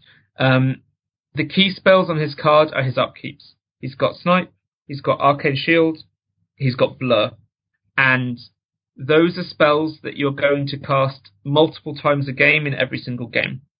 He's got 2 nukes that you're basically never going to cast, Arcane Bolt and Arcane Blast. And then he's got Earthquake, which is an incredibly powerful spell that's unique to him. Earthquake is a cost 3, range 10 attack. It does no damage, but it's AoE 5, and models hit by the AoE are knocked down. They don't have to be directly hit. It doesn't have to hit an enemy like a lot of knockdown abilities do. So that thing can be targeted on a storm pod, or it can scatter, and it can knock down huge swathes of the enemy army and set up assassinations really well. So those are his 4 really good spells. The other good parts of his kit, he has a solid defensive stat line, which is obviously then augmented by his spells and by his feat, and that is a useful asset. He has an incredibly strong pistol called a Disruptor Pistol. So obviously that disrupts, and that has great synergy with Snipe and with Earthquake. It's base range 10, which is the same range as Earthquake. So it's very easy to Earthquake heavies and then disrupt them. If you're playing, which is... Okay. Isn't this a bit risky, because in your list there is no Arc Node? So isn't it risky to use Stryker so close So to the it depends. You do obviously have to be aware of that risk. There is a strong incentive to give Stryker an Arc Node for that reason, and there's a lot of good builds you can take that do give him a Lancer or a Hurricane or even Thorn if you're playing outside of theme. If you're playing out of theme, then you're also tempted to take Stylish Rishnalar to get the extra range on spells, although Reinhold to get a second shot on the Disruptor Pistol is also amazing. But the main thing is, to answer your question, if you do not have an Arc Node, and you're just range 10, then you obviously need to be careful about when you knock down. But the guy you hit is not going to get to you because he's knocked down and disrupted. So as long as you position in such a way where you can protect against any other threats that might be near, you can usually get away with it. And actually, that was the move that won me my finals game in Smog Con. Was I had an Arcane Shielded Stormclad that I just couldn't deal with. And Stryker, for 3 turns in a row, knocked him down with Earthquake and shot him with his gun. And he's basically paying 4 focus a turn to take a Arcane Shielded Heavy out of the game, which is not bad. So that's his kit. The most important piece of his kit, of course, is his feat, Invincibility, which is friendly faction models in your command range get +5 armor. This feat is really good. It's kind of weird in the sense that armor varies in value depending on the target it's on. But if you have it on the right targets, it's one of the best defensive feats or control feats in the game. And you obviously need to consider that when you're list building. Despite the versatility of his kit, Stryker's list composition is very much influenced by it. You want to be considering your targets for all of his upkeep spells, and you want to be considering your synergy with his feat. There's loads of stuff in the faction that gets great use out of a combination of those things, and honestly, because there's so much stuff, the things that only benefit from one piece of his kit alone aren't quite good enough to take. So, for example, if you're taking a unit only because of snipe, that's not a good enough reason. Because you could, for example, take trenchers who are insane with snipe, but are also insane with blur. Basically, moving on to units that are good with Stryker, you want to be taking units that benefit from more than one of his buffs, because you're spoiled for choice. So, that means Warjacks, because Warjacks are good with everything he offers. Heavy Warjacks benefit from Arcane Shield as well as the feat. Lights benefit from blur. Anything with a gun benefits from snipe. And then in regards to infantry, you've got a lot of really good options. Obviously, Storm Lancers are great because Storm Lancers like all the buffs and they like the feat. But we've talked enough about them. Other things that are good include Storm Blades. Storm Blades with snipe are absolutely disgusting, and combined with Earthquake, they will get you an awful lot of caster kills, or they will just flat out kill a heavy from downtown and no one will expect it. So they're worth considering. Trenchers are great because of blur and snipe. The nice thing about blur is with dig in you get really high defense, but also some anti-shooting tech can ignore cover, and some anti-shooting tech can ignore blur, but there's basically nothing. I'm sure you could probably think of something obscure, but there's basically no shooting in the game that ignores both cover and blur. And so that means that your trenchers have ridiculously high defense against shooting regardless, which is a great asset. And then when you need to kill support models or CRA into an important model like your enemy caster, you just put snipe on them and they do great work. Tempest Blazers are really good with him because they also love snipe and blur. And between armor 13 and 5 boxes, they actually get some use out of the feat as well. Like going to armor 18 with 5 boxes is really good. You start to need boosted guns to kill them. And models even like the Battle Engine, the Storm Strider, is surprisingly good with the feat and with snipe. So he can actually make a lot of stuff work The key is it has to be friendly faction, because nothing he does works outside of faction. And it wants to be benefiting from a combination of those things, those great buffs that he does. Once you've identified that stuff, you can basically select the pieces you want for whatever your game plan is. And I think Stryker has game as an attrition caster, as a scenario caster, and as an assassination caster. He's actually really versatile, but the way that you build your list will change what he is better at. If you are taking a lot of guns, then you're more likely to be playing for attrition. You're going to try and get early damage with snipe. You're going to be trying to stay at arm's length, and you're trying to buy even more time with your feet so that you're constantly wearing the enemy army down and taking as little damage yourself as possible, because you've got long threat ranges and you've got high survivability. If you're playing really fast units like advanced deploying trenchers and storm lancers and tempest blazers, then you can play much more for scenario, because you can advance those units forwards, use his incredible defensive spells plus his feet to make them practically unkillable, and you can get incredible board presence. So it's very legitimate to just run your 2 units of lances into, for example, the 2 zones, feet, and then next turn kill everything that can possibly contest those zones and score 3 points. Even better if you can stay at the edge of the zones, pick off models with snipe, get a few points, and then the next turn go into the zones heavy with feet and secure the other points. Finally, because of snipe and earthquake, Stryker is just an awesome assassin in the right circumstances. I never like building for assassination, so I don't tend to go this route, but you can take high-power guns with snipe, and you can take arc nodes, and you can get a lot of caster kills.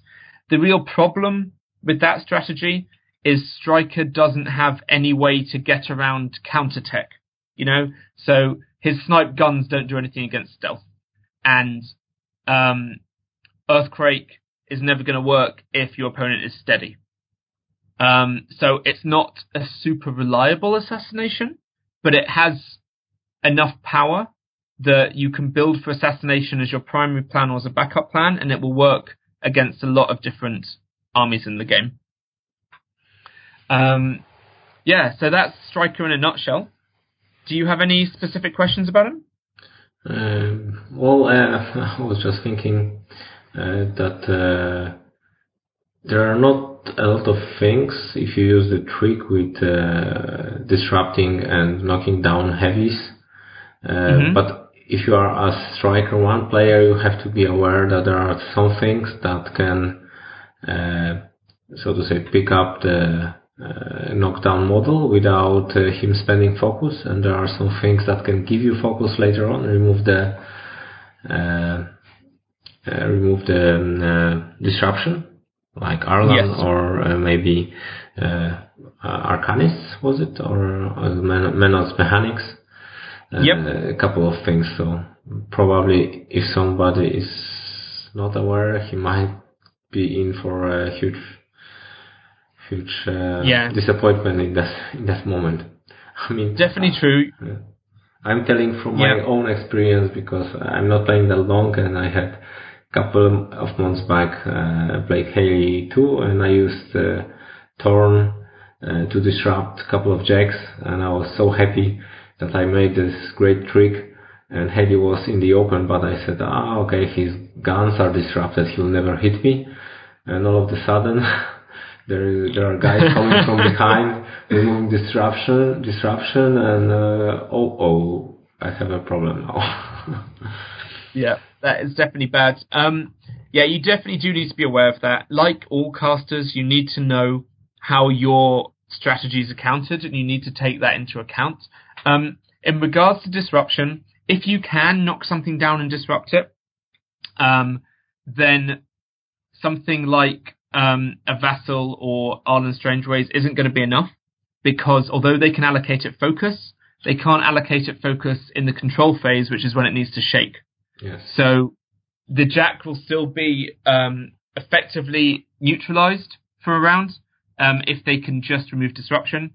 But like you said, if they can also stand it up using something like Jumpstart or Reveille, then that's a big problem. Yeah. So obviously don't go earthquaking that stuff. Or remove remove the source of Reveille and then do it.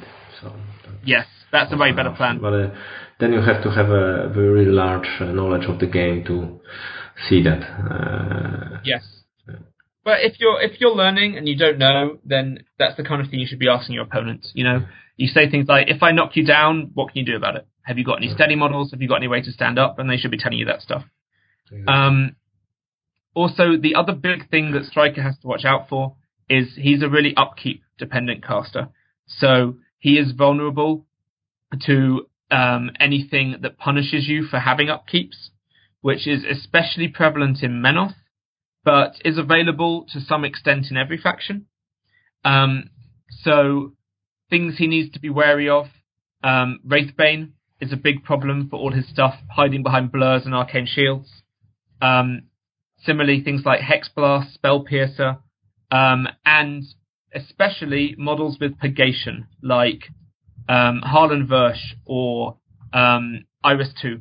You know, purgation models will tear apart the models that you plan to keep protected with your buffs, and they'll basically end up having the opposite effect to what you wanted.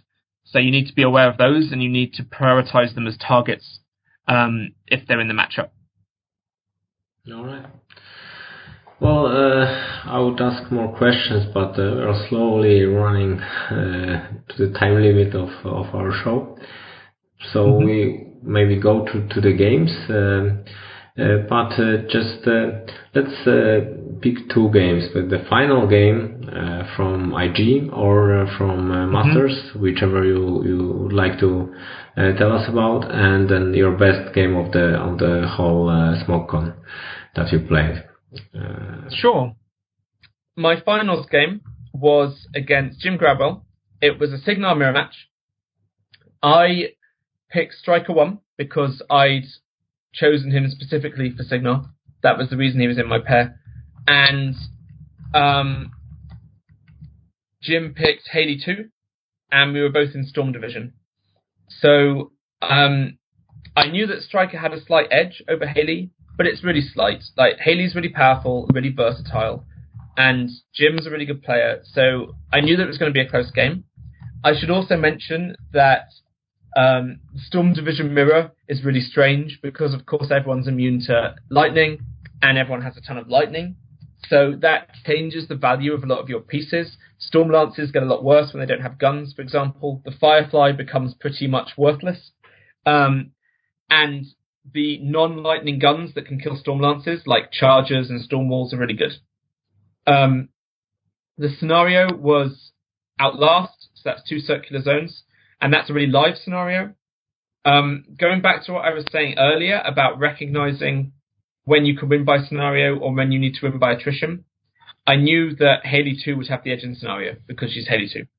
So my game plan was to make sure I was always contesting and not give away any easy scenario points, because as soon as I did, I knew that she would then be able to take advantage of that with spells like TK and Time Bomb, and Jim would be able to change his game plan so that he was going to push hard into one zone and block out my Storm Wall, because the Storm Wall, of course, can only contest one zone at a time. So I was always playing the scenario in mind and trying to grind the game down with my guns and my feet. Now, the way this played out was actually a little bit different to what I said. And in hindsight, I probably shouldn't have made the play I did. It was kind of a riskier play than I needed to make. But I saw an opportunity to have Stormwall go into Jim's Centurion. He was running double Lances, double Heavy as his build. So instead of the Stormwall, he had 2 Heavies and some mechanics. I thought that going into the Centurion, doing damage to it, and then feating would be a great way to get ahead on attrition, but also give myself board presence that would help ensure that I didn't fall behind on scenario, and basically put Haley on the back foot. So I did that, and I did some damage to the Centurion, and I feated. But what that meant is that Haley could then feat on me, and trading feats in that way is always bad for the person that feats first, because while my feat is up, Jim can just position his army to get in good positions. He then feats on me, so I can't do very much, and then he can hit me really hard after my feat has gone. So through that positioning over a series of turns, he was able to kill the Stormwall. We actually had a couple of sweet plays.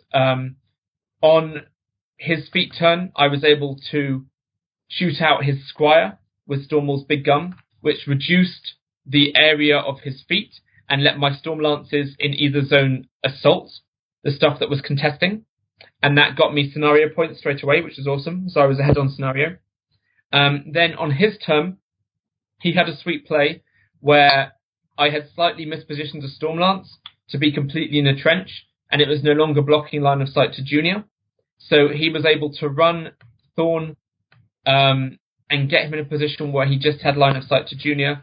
And then even without Squire, he was able to kill Junior with Arcane Bolts, which removed Arcane Shield from my Stormwall. Stormwall then got smashed by 2 heavies, and that put me on the back foot.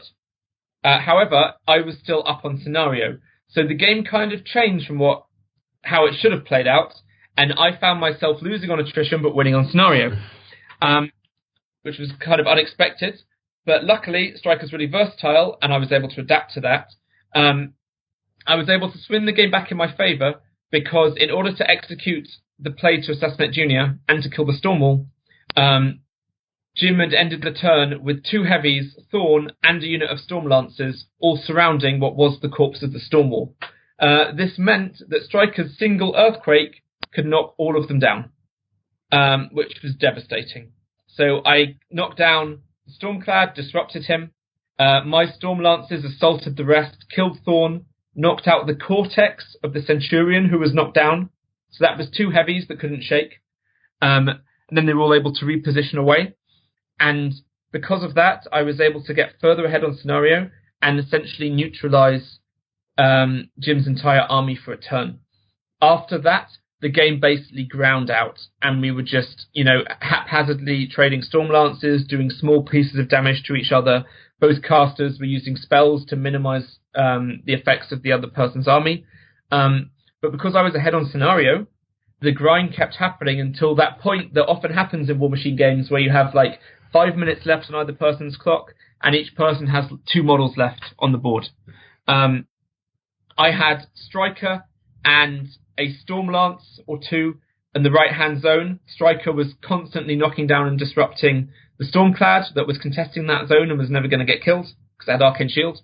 And in the left-hand zone, I had a unit of Storm Lancers and Lattimore that were systematically killing everything that came to contest and scoring me points.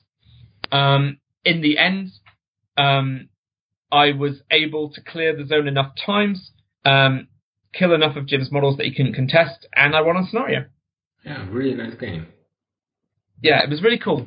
Lots of back and forth, lots of big swings. It was one of those games where after every person's turn, the other person thinks, oh gosh, I've lost, what am I going to do? But each time we were able to find a solution and claw it back, and the game kept on being close all the way to the end. Exactly. And it turns out that Haley too has a Dispel. Kill the Junior and the Arcane Shield is gone. Exactly. Yeah. All right. Okay, great. We had some technical issues, so the last part took us a bit more than we expected. So, yep. So not to stretch your time anymore, maybe we just try to wrap up the cast. But at the end, we always ask our guests or tell ourselves an anecdote from your games or your gaming experiences. Do you have one for us? An anecdote. Yeah. So I'm gonna chime in one for Raphael, as he had to leave us early. We were playing our Masters game. I think we played in the first round. Yeah, I'm going to say we played in the first round. In the first, yes. Yeah, of the Masters final. McBain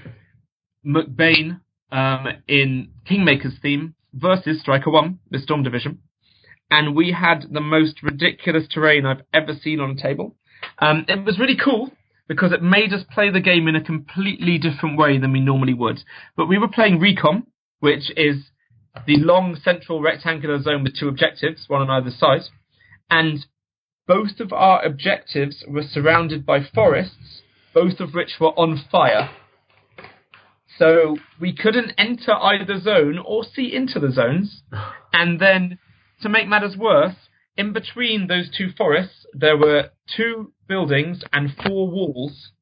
So our Colossals, we both had a Colossal, couldn't advance into the zone or around the edges of the board in any meaningful way. Basically, as long as the other person positioned correctly, the Colossal never had space to move over the wall.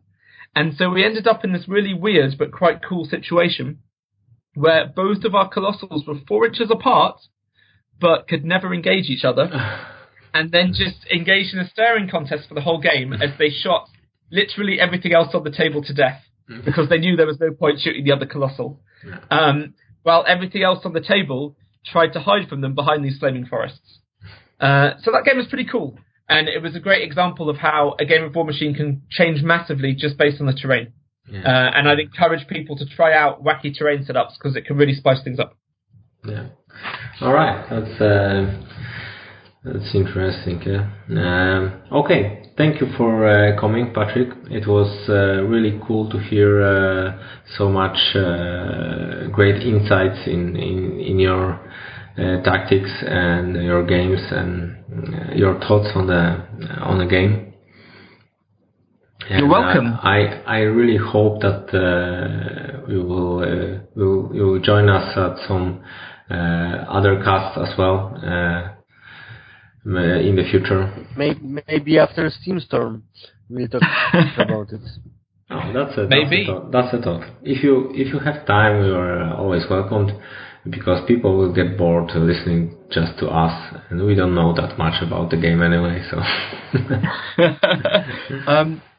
thank you very much, guys. It's been an absolute pleasure, I should say, to be on, and I would really like to come back sometime. So, if you'll have me, just let me know. If you call pleasure repeating the same game 3 times, then I take it.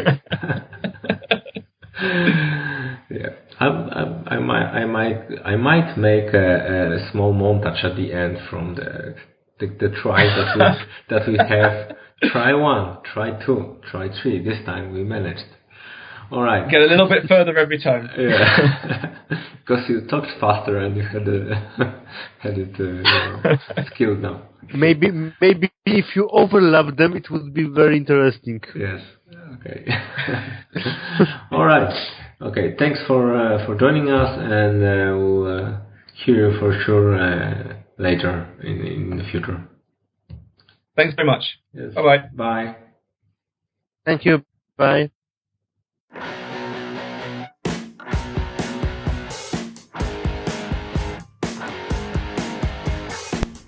Thank you for listening to Boxcars. I hope you liked it. See you soon.